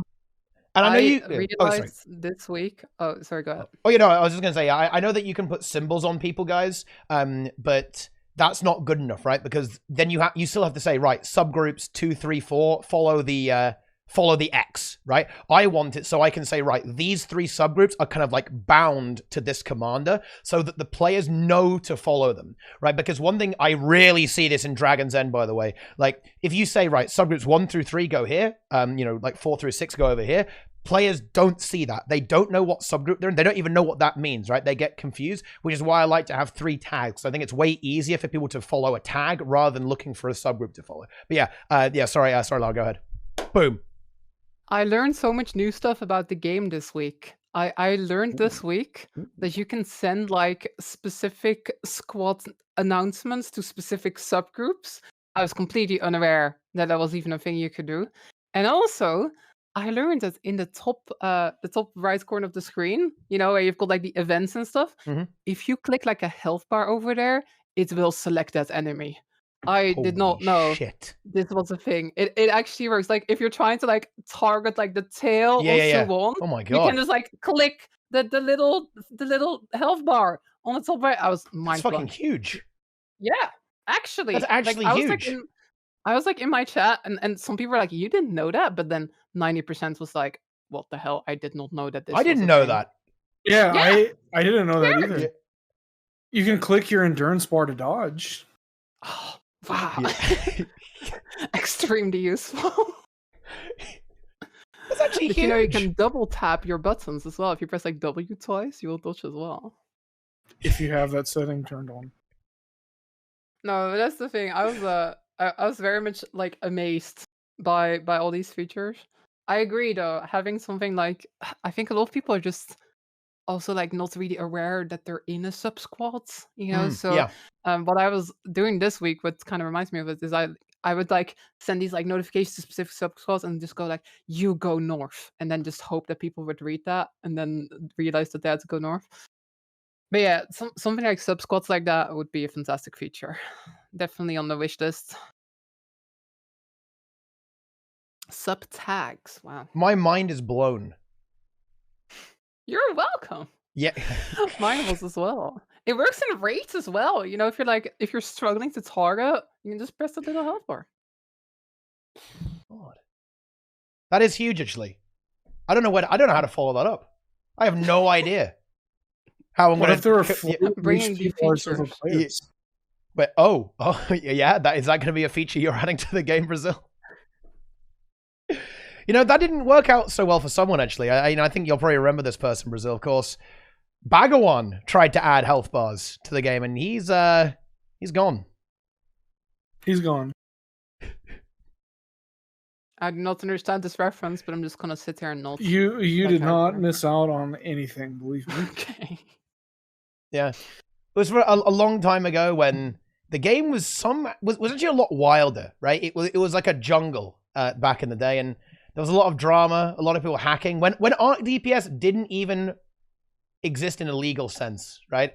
There was the DPS meter saga, right, where there were developers trying to make the meter. BGD. Though actually, well, first you had Jack Snacks there as well. This is a video in and of itself. Like screenshot your combat log, and then I remember this. Yeah, that was Jackson X, aka Jack Snacks. It's actually still here. Yeah, here it is. The GitHub is still here for this. For Guild Wars 2. Incredible. Then there was BGDM and Arc DPS at the same time. And then Bagawan, unfortunately, for him anyway, he was Icarus. He flew too close to the sun, and Chris clearly perma-banned him from the game. Because he wanted to add loads of crazy features. I vaguely remember that there was like, you could go to the website and there was like the TOS friendly version and the non-TOS friendly version. But that was all just fake, though. There was the NA client and then the China client version, right? That's what it was called, something like that. And you could just use the China client version that had just literal hacks. Oh my god! On the NA client still. Well, I say NA, it's just the regular client, I guess. But yeah, it was an interesting time. That does sound a bit like flying too close to the sun. I have to say. And now there's so much stuff with logging that you can do. Logging, you can literally like track people's movement through the whole fight. You can see where people are running, where people are stacking. You can see who touched the oil on Deimos and at what time. You can literally see everyone's DPS rotation through the whole fight. You can see all of this stuff just with logging. And there are a lot of features that were basically said, yeah, this is not okay, that I guess they allow now. Boon Table is huge. Boon Table is a huge one. And then there are oil trigger isn't reliable. I guess I didn't know that, but... And then there are third-party add-ons, too, that just say they're not extensions to the game. They're just programs you can run in addition that will tell you, they'll give you audio cues to whenever the Sabbath bombs are, for example. They'll give you dodge timers for certain enemy skills, when the skill is going to happen, when you need to dodge, the poison on Matthias, all that stuff. And so I hate that. I hate that so much. I actually hate that. With how telegraphed everything is now, I think there's a lot of stuff that you could probably do now that the Wild West of the DPS meter saga kind of opened up. And I don't know, this is something that is kind of, I don't know. At your own risk, everyone. It's on radar. Watch out. It is interesting, actually. It is interesting to see. I think things have definitely been pushed onwards a little bit over time. You know, there are certain things that do really give you a huge amount of insight into the game, and you have some incredible analysis tools for this stuff that would certainly have been considered to be TOS violating a long time ago. And that's kind of why, ultimately, you do need slightly annoying people in the community who kind of push the boat out a little bit and, you know, and are a little bit of an agitator, right? You know, I don't know, like camera hacking in a raid tournament. That might be, I mean, that could be pretty good. You know, that might be something that would help out with that. I mean, that one maybe not so much, to be honest. But yeah, I think that things can change over time. You know, and it's the whole third-party add-on thing is a really interesting conversation, I think, because there are some things that absolutely do give you a strict advantage that don't violate the TOS, and there are some things that don't really give you an advantage that do violate the TOS. Like, for example, and let me say this beforehand, like Guild Wars 2 Taco, it absolutely gives you a strict advantage to use this. That's actually the program that Brazil was referring to, I think, anyway, that will give you like callouts, because it will absolutely do that. It will be able to track encounters. It can do that and tell you when mechanics are going to happen. It gives you a strict advantage to use this, but it doesn't modify the game, so it's within the TOS, basically. It's very interesting, right? And like how far you can push this stuff with some of the available APIs that are in the game. But yeah, there you go. Maybe one day I'll be able to camera hack like and spectate a Beetle tournament, okay? You know, I don't want this game to end up like WoW, where we use like deadly boss mods and it just tells you everything to do. But I've also heard of people like getting on Discord and then having like a Discord bot that just like plays like an MP3 file that like tells you when the Doom Greens are gonna be up and stuff. Yeah. It's wild. Like I don't have much of a problem with like, it's not as if I get to determine this, but like taco markers, like telling you where stuff is in open worlds. I'm like, oh, who cares? But I don't like when it's like telling people like, oh, the Sabbath bomb is coming up in 5 seconds on this side. I'm not a fan of that. I feel like it ruins the fun of raiding a little bit. I think the most add-on like that. The most egregious example of taco is Super Adventure Box Tribulation Oh mode. yeah. Because when you turn that on, it shows you each step that you have to take in a line, and you just follow it, and it's perfect. It's easy. You just win on the first try. It's a huge advantage. Yeah, and I think something like that's problematic. And then at the same time, like you have mods where if you fly off the Deimos platform because it hits you, you just fly back on. That's a thing.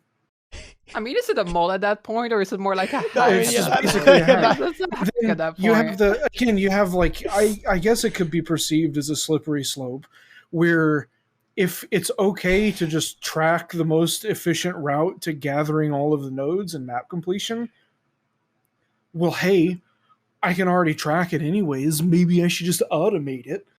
So I can no. That becomes a big problem at that point, but the door is kind of open whenever you can just see the perfect route anyways, and it's just an overlay. It gets really sketchy, and it's more inviting, I think, to people that have different ideas about what the boundaries should be. All I want is freecam.dll so I can spectate GVG, Beatles, and raids, Brazil. Is that too much to ask? No. The Jade Ball is called like this free cam functionality. Maybe one day they'll upgrade that a little bit, and you'll get your TOS friendly camera. Yeah, that could be cool. That could be a thing. The thing that really hits me about this, I brought this up before. I don't want to kind of dwell on it for too long, to be honest, because it's a bit of a it's an intellectual conversation, but ultimately it's kind of a fluff conversation because it's probably not going to happen. But the thing that I really like about third-party stuff is that it's fast, right? So, for example, like Brazil actually helped me out because when we were doing Elite's Raiding Party 3, we were originally going to use a program called Machinima Studio to spectate the raid tour, but it didn't fucking work. It was just not going to work. I was like, oh my god, how are we going to do this? I thought it would work. Now it isn't going to work.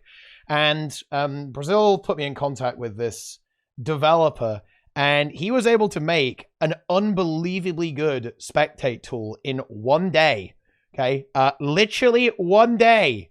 And that was, of course, the legendary meter.dll, as you know, I'm sure a lot of you guys will have heard about. And I have actually raised this stuff with the partner program before. And, I'll actually give them credit, by the way, for this. And, hopefully I don't get unpartnered for this. I don't think I will. I think this is fine. But they are interested in the idea of maybe adding some kind of feature, right? Like this. Like, it's not like off the table. To be very, very clear, it's not something they're looking at now or any time in the future, realistically. But they wouldn't be opposed to doing it. And they think that it would be good to have some kind of like TOS friendly thing in the same way that you can spectate PvP if you're a ArenaNet partner as well. Again, to be clear, don't expect this. It could be never. It's not in any way even remotely confirmed. It's something that I discussed, right? And I think that's really cool. But the thing is that it will take them years because I don't know if you guys know this, but Guild Wars 2 aren't just here at my beck and call. They have a video game to make and things to sell and money to make. So they can't do that. It will take them years. But, our devs can do it in 1 day. Which is, I think that's quite a time save, That's a good time save there, but that's all I've got to say about that, to be honest. Like, that's... I think the tricky part is just, again, the line of, like, what is okay and what is not okay, getting quite vague at some moments. Like, part of me would really like if, like, hey, you can now, there's other games out there, other MMOs that have, like, add-on support. I think in a sense it would be really cool if Guild Wars 2 would have add-on support like that. But right now we're in this world where these add-ons sometimes get like unfair advantage territory, and that just makes it so darn tricky. Just makes it challenging because they can't go and like okay these add-ons, and some add-ons might be like alright, and some add-ons might do some sneaky stuff which is not alright. So I know. I kind of understand why we're in the situation where we are at right now, where the TOS is a little bit vague about add-ons. And we know that certain add-ons will probably be fine, and certain ones are probably not fine. I don't know. I would love to see that one day, though, like official add-on API or something like that. Yeah. Definitely not gonna happen anytime soon. Oh. That'd be pretty awesome if they did. Straight that up, at some point. I think it will never happen. I don't think, Yeah. the reason why I said it's kind of like a fluff topic is because there will never be a time where ArenaNet say, you know what, Teapot, just go ahead and hack the game real quick. No, that's not going to happen. And if they add an add-on API, to be honest, it will be so abusable, right? Like, I mean, you end up with World of Warcraft. Yeah, hell yeah. Like, this is the thing that's a bit weird about World of Warcraft raiding, actually, is that the raids are actually designed around this. And this is the problem. You end up with this cat and mouse where you have these add-ons that make the content easier, right? By doing call-outs and telling you where to go, right? And then the devs need to make the content harder, right? In order to counter those add-ons. But oh no, hang on a minute. Now, this means that if you don't use the add-ons, the game becomes ridiculously hard and like borderline impossible to complete. And honestly, if you look at the latest raid tier in World of Warcraft, you're kind of getting that, right? They have add-ons that tell them exactly where to go, dynamic to each player. There was like this mechanic where players get bombs on their heads, they have to drop into holes to not blow up the squad. It would tell them exactly what hole to go into, right? It would tell them exactly who has to soak the next mechanic, right? And so on and so on. It tells you exactly what to do, right? If you take that away, yeah, it becomes way harder, right, to actually beat that encounter because you don't have this automated control of what's going on. And that's probably what they want to avoid doing in Guild Wars 2 because they don't want you playing the UI, they want you playing the game, and they also don't want a third-party add-on to be mandatory because it would obviously become mandatory if you have this. Or the content will be easy, right? Either you have two choices. The add-on is mandatory or the content essentially becomes trivial, right, because of the add-ons. I agree. Actually, I hadn't really thought of it from like that perspective. Yeah. Didn't that world first race take like 2.5 weeks or something of people like raiding like 16 hours a day? I read a little bit about this WoW raid. I was really thinking, wow, it was intense. Yeah, that in Guild Wars 2. Oh my gosh. And only one guild has killed it as well, by the way. Only the best guild has killed it. No one else has. So for a lot of other guilds, it's going to be longer than that. Yikes. You know what? I think I like our rates a little bit more than that. Yeah, I think people should be able to hand kite in the air of Deimos. Yeah? And melee the helicopters on Cold War. Really opens up new opportunities. It does. Yeah, there's a lot of different... I mean, look, there's some different builds there. You can do range strat Deimos. Literally. Okay, very literal. Just be in the air, firing down. Funnily enough, that's what happened with the Wing Force CMs, actually. When Wing Force CM came out, there was like a weird like invisible ledge you could stand on Ken and just range him down and get the CM. Yeah, I found that. There was some of us found that, I think, in a beta or something. Like, I think they gave partners access to that earlier. I'm not an ArenaNet partner, by the way. I'm not an ArenaNet partner. I know nothing about this. Whatever. And I am now. Yeah, but some individuals instantly found that and reported it. And I guess they fixed it pretty quickly on launch. But there was some more stuff too. The CM exploit that you could do, where you would just enable the CM when the boss is at 1% health. You would get credit for it. There was some fun stuff. Indeed. Do we want to, I guess we could very okay. I want to wrap this up fairly soon, but I think we can just like very briefly talk about strikes here, in the sense that how hard do you think they're going to be? The CMs. I'm worried about this, actually. How intense? I want to know like how brutal you guys think these are going to be, because they've got them one at a time, right? Which is kind of, in my mind, they're leaning into the world's first. That's what that says to me, anyway, right? That they want this to be like an exciting event with all the players going for it and trying to clear it.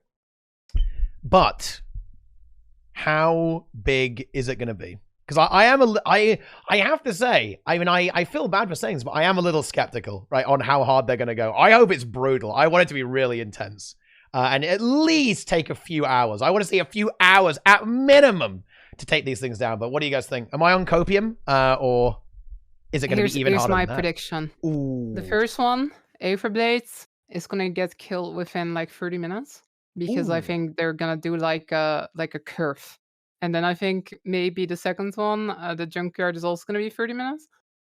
I think after that it's gonna get hard. I think Ministry might be not like quite like a CM raid boss, but up there a little bit. I think it's gonna take a couple hours. Harvest Temple challenge mode though. I think that one has the potential to actually be brutal.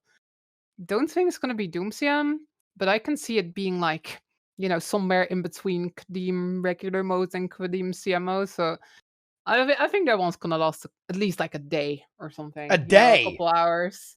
A day is maybe a little bit optimistic, but I can see like a world's first race being a thing on that one because it's already like it feels like they've got like a ton of mechanics in there, which just if they would like make them hit harder would be really, really brutal. I can see Harvest Temple being an actual race. I can see that. And they can do that now. I think in the past they were kind of like scared of like making it too hard because it's like, well, players have to be able to do it. We don't want it to be too inaccessible. But now just the regular mode. In a sense, they could just like make a super hard CM now, and it would not really be an issue. The content is still accessible, even if you're not into that. So you know what? I'm on copium as well. I'm expecting it. I could Harvest see Temple them. CM. I could see them doing some crazy stuff, like on the Mitrin, 5 circles instead of 3, and the one-shot AOE. 2 beams. Yeah, 2 beams. So you have to. It's harder to see where the say zones are going to be, right? Yeah, that could be that. And there's no downstate if you're not in the circle. There's no downstate. Yeah. Just insta die. I could see them doing something like that. I think enrage timers are probably a given. I think they probably have to do that. But Suwon, Harvest Temple, I straight up just don't even want to deal with that on a CM. It's already, it goes fine in all the groups I do it in pugs and organize, it's fine. And then the fucking 3 giant spawn at Zaitan and everyone's dead. I've done that strike 4 times and I've only been alive at the end a single time. Yeah, it's rough. And this is something also that totally, if they didn't nerf Epidemic, it would have been trivial. It would have been free and easy. And people would have just gone in and one-shotted it the first time. So I think that's good. Yes, 6 giants. That's how you do that right there. 6 giants and an enrage timer, and no one will ever beat it. It will be literally impossible.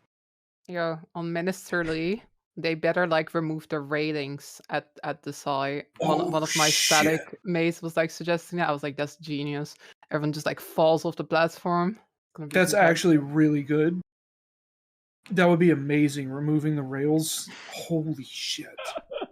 That would be so... Because there's no... I mean, on Harvest Temple, you can go off the edge, right? You can? Yeah. But you just downsay, though. You'd make it so you instantly die, right? So if you fall off, you just insta die. No, well, yes. I mean, maybe. Yeah, if you fall off the side, I think insta-dying will be fine. I think that would actually be okay. You have an enrage timer. The enrage timer on Kining Overlook seriously is going to have to be like 15 minutes, and that's still going to be really hard for a lot of people because it takes me almost an entire food whenever I go do it with pugs. Even in an organized group, it takes like 15 plus minutes. Like, it's crazy how long it takes. It's a big fight. Just because, there's so much meat shield, and just the bosses just hang out and they just take damage and they don't care. I think, and I mean, I don't know, but yeah, I really want to. I really want to get some kind of like race to worlds first stuff going on there. I'm inspired. I'm inspired by World of Warcraft. I'm hyped. We've got to get that going in Guild Wars 2. Boom. So better be good at ArenaNet. Sorry, go ahead. I think it's gonna have fun. Yeah, no, I I'm expect hyped. it. It better be good. Just also like right now, I think a lot of us are imagining these CMs as just the regular modes, and then everything hits harder. But they might have some like bizarre mechanics in store for us that are just not in the normal modes. That are just gonna throw people entirely off, right? They might add some wild stuff there. And again, just what kind of gives me hope for this is that there's the regular mode. Like, they don't have to make the CM easy or accessible because you can just do the regular modes. I can 100% see them doing like, oh hey, let's now give something to these people that really want to go hardcore on this. Don't think it's gonna take 25 days of 16 hours of progress, like that rate in WoW that just got the world first. Um, I think we might see something like the Doom first kill race again at some point. And if not now, if it's not with this set, it could also be in the future, right? I do want to see that though. I want an actual official forum post from Cameron, the PvE Lord, and this is kind of inspired by a meme about the WoW game director actually. And I want him to say, I don't want to see you guys ever crying about an undertuned PvE encounter ever again. Just make it like brutal. Like make it actually take like 2 weeks to clear. Like fuck them, right? That's what I want to happen. Harvest Temple, yeah, it's gonna take you a year to beat it. Just make it impossible, right? Like you can't actually do it, and just see how long people just bash into it and see what happens. I think that would be quite entertaining. Wasn't there some raid boss in like the original vanilla WoW that people had like determined was mathematically like impossible? Like even if people like did their absolute hardest, like absolute perfect gameplay, it was not possible to kill that boss. Yeah, that was Cthulhu. And funnily enough, that's about to be put to the test, by the way, because they're re-releasing that version of the boss in Season Mastery. Yeah, they are. Oh, and I think it will die. In fact, I'm almost certain it will die. I think the reason it was deemed to be mathematically impossible with that was probably because people didn't have full knowledge of the game, to be honest. Right. But we'll see. We'll see. Speaking of WoW raids, can you imagine if Deimos oil could go onto pets and you could take it out of the raids and it would expand infinitely and you could drop it on people in Lion's Arch? You were, coming up with some very interesting ideas there. That was a thing. That was a thing in WoW that happened once. I don't remember the boss, but there was this like disease that people could spread, right? Yeah. Like this debuff, and they were just spreading it in like the starter zone to like newbie players, so we just died to it. Yeah, and they couldn't fix it, so they just had to like disable it or something. Oh, cool. Yeah, I'm kind of happy Guilds to do stuff. Yeah. No, I just love the idea that they've gone with releasing them one at a time with these strikes. I hope that they actually are going to last a few hours, because I think even if we do get a good few hour race for some of the harder ones, I think that's really exciting. I think that type of stuff is great content in WoW, and I think that if we could have something like that in Guild Wars 2, it would really get people cheering for their teams, right? It would get the community engaged. You can see the strats develop live, right? So players can have an easier time doing it.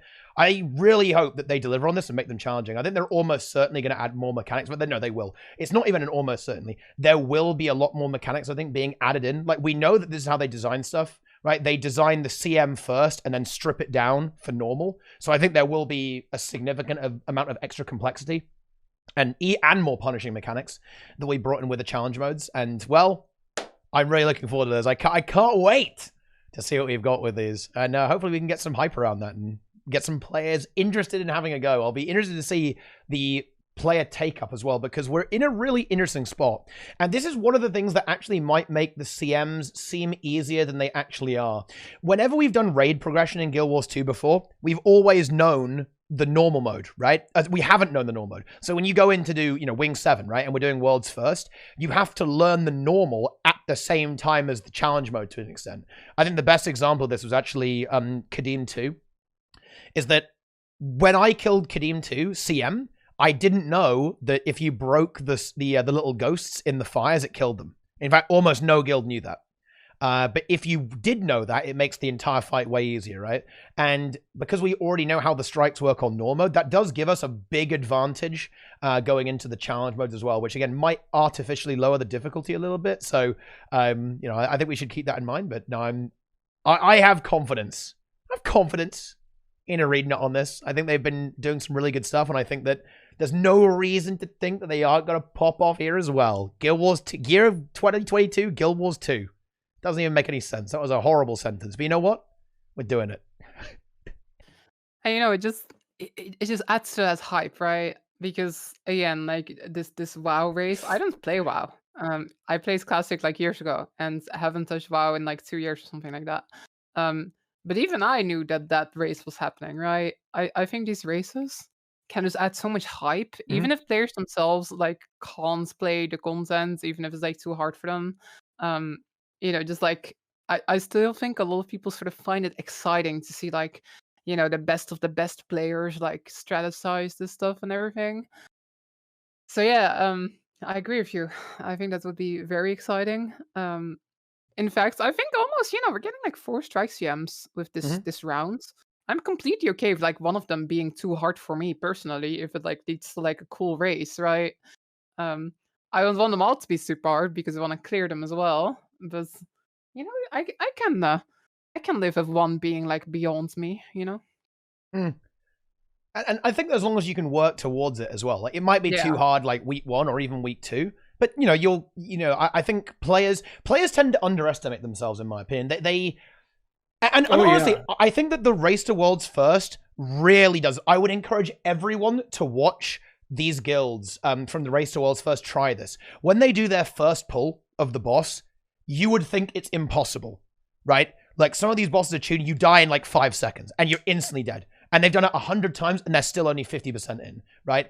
And that might happen to you. And trust me, it happens to all of us, right? When you first do a raid for the first time, Veil Guardian punches you, the green explodes, you die, it's over. Look, I really should, I should upload my first ever clears. When I first did Veil Guardian for the first time, guys, it took me 6 days to kill it. Okay, I was raiding like 5 hours a day it was with different people every time. That obviously made it a lot harder, but it felt, it didn't feel impossible. I knew we could do it, right? But, if you were looking at it, you might go, wow, this can't be done, right? Because, we didn't have the damage, we didn't have the anything, right? We were just feeding all over the place, but then you get better and better and better and better and better. And then eventually you get it. And I think that's something that a lot of players tend to underestimate about themselves, is that they think that they can't do it. But with PvE, you just keep trying to improve yourself and eventually get there, right? And you can make it happen, which I think is quite a magical thing about PvE as well. It's the improvement, the goal of getting better and better and overcoming the challenge. Hell yeah. But yeah, like the Doom CM world first race. I wasn't like super involved back then yet, but that took a while, right? That was like several days. And now there's just like a lot of like, sort of, I mean, I wouldn't say casual groups, but groups that aren't like speedrunning guilds that are clearing Doom CM after lots of practice. So I think you're absolutely right. These things, especially like once those strats get figured out a bit and stuff, and people like know which classes are good and stuff. I think you can have both. I think you can have both like a super long race and have content that will eventually be clearable. I think you're completely right about that. Yeah. I definitely want to point out that what you were talking about with like almost like the social element. I think it's awesome. Like when you have players getting excited about this content, it brings people together for a start, right? So it's like, oh yeah, like we're cheering for the team. We're, oh wow, this is so exciting, right? But I think it also builds that community feeling of players are all kind of everyone's invested in the same thing, right? Everyone's invested in this world's first race. Everyone's invested in these teams. I think that's a really special thing that Guild Wars 2 has kind of lacked, right? I feel like there have been some guilds that have been really, really big household names, right? I think Quantify, Snowcrows, right, and stuff like that. But DNT, yeah, definitely DNT actually back in the olden days, right? But I think we need more of that. I think that stuff is actually really good for building the community and also getting players engaged in the content, right? I think if players feel a connection to a guild or to certain players or an area of the game, then they're much more likely to have a go at it and try it out, right? I think whenever raid tournaments come up, and definitely these strike tournaments or strike worlds firsts and strike CMs, I think that is going to go, ooh, a lot of players are going to go, ooh, that looks kind of fun, that looks exciting, and they'll have a go. So this type of promotional stuff and community stuff, I think, is very effective and very good for the game. Boom. There it is. Amen, Borther. Yeah. I think that's a pretty good place to actually wrap things up for now. Okay, yeah, it's a little bit longer than I was expecting, actually. 3 hours? Are you kidding me? Okay, oh my goodness me. What a tea time. What an epic tea time. But I think that will just about do it. Does anyone have any final thoughts that you want to spew out onto the internet before we depart from here? There will be a 4th expansion. There will be a 4th expansion. Yes. I'm so yeah, happy. this is big. We barely even talked about that. Like, that's bizarre to me. They just casually, like, when, like, there's going to be a 4th expansion at some point, and we just barely talked about it. Too much stuff happening. Oh, it's great. I like It is. Yeah, we barely even went there because, it's just, there's too much to talk about, right? But yeah, that is a good point to actually round out. And in the same way that the blog post was ended talking about the 4th expansion, TeaTime will also conclude. And yeah, again, just a very intelligent move by ArenaNet to announce that, really, because it means that, players know that the game isn't going to be dead. Yeah. Right? There was a few unfortunate promotions. This is so funny. I mean, fortunately, it didn't really stick that much, but you had flat out big content creators saying that Guild Wars 2 End of Dragons was the last expansion, the final expansion for Guild Wars 2, right, in paid sponsored videos, which is extremely funny, I have to say. But maybe not the best message to be sending out, that basically the game is over. But yeah, it's confirmed to be not the case now. And Guild Wars 2 will indeed go into the future. And that's really exciting too.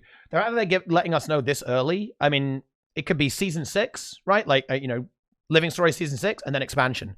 You could be looking at 2024 for the next expansion of Guild Wars 2, right? Because we're going to start the next season probably in like September, October. It will take like a year and a half maybe to do all of that. That kind of takes you all the way around into 2024 ish, kind of. And then boom, away you go. It's the perfect timing because 2023, 2024, the world is literally going to be on fire, ending. Everything will be destroyed. The entire world will look like Fallout 3, and you can just be chilling out in your house playing Guild Wars 2 because the servers are going to be up, baby. By the 4th expansion pack, Guild Wars 2 is literally free to play. Download it right now. Download Guild Wars 2 literally right now and prepare. The world is going to end, but you'll still have that game. Guess what? The 4th expansion is probably only fucking going to cost $30, just like the rest of them, too. $30! Holy shit, get your money ready. That's plenty of time to save up. By the way, I don't want to like extend this podcast, but did anyone notice that they didn't like explicitly call it a Living World season? This kind of went like there's going to be more Canva maps and story, right? They mentioned a Canva map is in development, but they never actually went and called it Season 6. So I'm that is true. I'm kind of curious what they're going to do. Time for another 1 hour dissection on that. Yeah. I mean, can talk about that for 2 hours, but probably shouldn't do that. Yeah, that is an interesting point. I mean, we're all kind of just assuming that it's going to be Living World, right? But they didn't explicitly say that, right? And maybe they are going to switch it up. Maybe they are going to move to a slightly different format. I think this is certainly, if they were going to do it, this would be the time to do it, right? For sure. Because everything's changing. They're really changing their internal structures, right? Like new leadership at the studio, right? They're moving in a very different direction with the approach they have to communication, to like content development with strike missions, PvP and World Buster World balancing, all that kind of stuff. So yeah, like if they are going to make a big change to the type of content they produce, then this would be the time to do it. Feels like it. Yeah, and they kind of wanted to do that, right? They wanted to say, oh yeah, Ice Fruit Saga. Not Living World, guys. Ice Fruit Saga. Wasn't it something ridiculous like Guild Wars 2, Living World Season 5, The Ice Boot Saga, Champions, Chapter 1? I remember people memeing. It's a long title. Yeah. I mean, it might just be a simple rename, right? They might just be changing the name of it to something else. Maybe they will just call it Season 6. I don't know. It's difficult to say because it is definitely a bit of a fresh start for the game. In a way, it would make sense too, right? Because the entire Dragon storyline is over. Right, so if they were going to say, right, we're going to move on to a new type of thing, right, whatever that's going to be called, it would make sense, seeing as the story has ended, essentially, right? Or, well, this segment of the story is concluded. I could see them, like, tweaking it and maybe, I don't know, moving to, like, a more, like, patch format, which other MMOs are doing or something like that. Yeah. But, they mentioned the map, they mentioned more story, so it definitely smells like Living Worlds a little bit. Mm-hmm. I guess we'll just have to see. I'm super curious what these maps are going to look like as well. Like, because I love the meta events with End of Dragons. I really hope they keep them going in that direction, right? Obviously, I'm a big Sue 1 enjoyer, but all the others are excellent as well, right? Like, I think they're all really good with the way they're designed. They're all engaging. They're fun to play, right? They've got a little bit of challenge to them as well. So I hope they keep going and pushing on in that direction because big fan there as well. But you know what? I want to see more Sue 1s. Okay, harder than Sue 1. Ooh, honestly, Sue 1's kind of hot. Oh, yeah. I want to see. I'm afraid that now there are less dragons in the game that we might not get the chance to see dragons mating. Maybe they could add it in a fractal where we're in a cave and we just kind of watch. You know, like at least half the people watching right now is like, what? Yeah, probably. I mean, that was a really big Reddit thread. Oh, cool. Wow. Yes. It's all about Bram, you know. It's not about Suwon. Bram is way more attractive. A full trailer of mating dragons would be too much, but maybe a 5 to 10 minute cinematic. 5 to 10 minutes. Did you see that? Yeah, I saw this Reddit post. Do you know what's really funny? Is that Morgan Lockhart? She saw it as well. Like, and I think she did a Snargle Goldclaw, right? I think. Yeah. Everyone saw it. Literally every ArenaNet dev on Twitter saw that and commented on it. It was hilarious. Oh gosh. Yeah. The state of the community, everyone. It's what people really want to see. People want to see this stuff, you know. And it didn't get upvoted that much. It should have done, though. You know. Yeah. But on that bombshell, I think it's probably time to go ahead and wrap things up for real this time. So, what an epic discussion, gamers. Really hope you all enjoyed it, of course. But before we depart from here, I want to give a little bit of time to our wonderful guests, our wonderful hosts here on this Tea Time for hosting the show and being very entertaining and giving us their razor-sharp insight into all things Guild Wars 2. So, with that in mind, Brazil, take it away. Hey, my name is Brazil and/or UWV_Preston, whatever you want to call me. People have called me much worse than that in the past, so I go by many names. You can find me on Twitch, Twitter, Instagram, fucking everywhere, UWV_Preston. Follow me on Twitter especially. There are some hot takes on there, and I really love to kind of get wild sometimes. But yeah, I'm a photographer. I take pictures of stuff. Sometimes you'll see that. Sometimes I just get crazy about Guild Wars 2. Who knows what's going to happen? But yeah, do it. Also, I have a Big Nose Ted guide on YouTube. If you're struggling with that, YouTube is just UWV Preston with no underscore because the fucking URL shit wouldn't let me put one in there. But yeah, Big Nose Ted. Strike mission. That guy's really helped me out. Yeah, like that was great. Very useful. Okay, right, and of course, !hosts in the chat to see that, and there'll be links below and on YouTube as well, so you can find everyone here. But of course, we also have Lara. Lara, what are you up to these days? Hey everyone, I'm ArenaNet, which you might have guessed from the fact I've been here for like 3 hours. I stream over on twitch.tv/ArenaNet. I also do YouTube stuff over on youtube.com/ArenaNet. And I'm on Twitter. My takes aren't quite as razor sharp as Brazil's though. My takes are kind of boring, I have to say. But if you like cat pictures, you can follow me at twitter.com/Lara_IRL. Thanks for having me. This was a lot of fun. Yeah, as always, a fantastic show. Of course, I'm here as well. You know, you can follow the stream if you want to. In fact, yeah, you have to follow it. Look, gamers, let me just tell you something, right? If you guys want access to the hottest emote on Twitch, Teapot Friend, then you can get that by just following the stream. Oh my god. That's unbelievable. That's insane.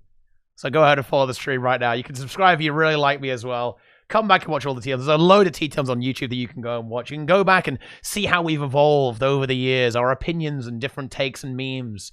So get over there and take a look at that if you want to. Of course, make sure to follow both of these incredible guests here. Okay, once again, !hosts in the chat. There'll be links down below on YouTube and here on Twitch. They make incredible content and are absolute joy to speak with as usual. So thank you guys very much for hopping on board and joining me today. I really, really appreciate it. And of course, thank you all, everyone in the chat for watching. Really hope you enjoyed the show here. I think we had an epic discussion about Guild Wars 2. Expect some more, okay? Weekly tea times might be back, okay? I'll try not to be as frantic as usual when organizing them, but we all know that's never going to happen, let's be honest.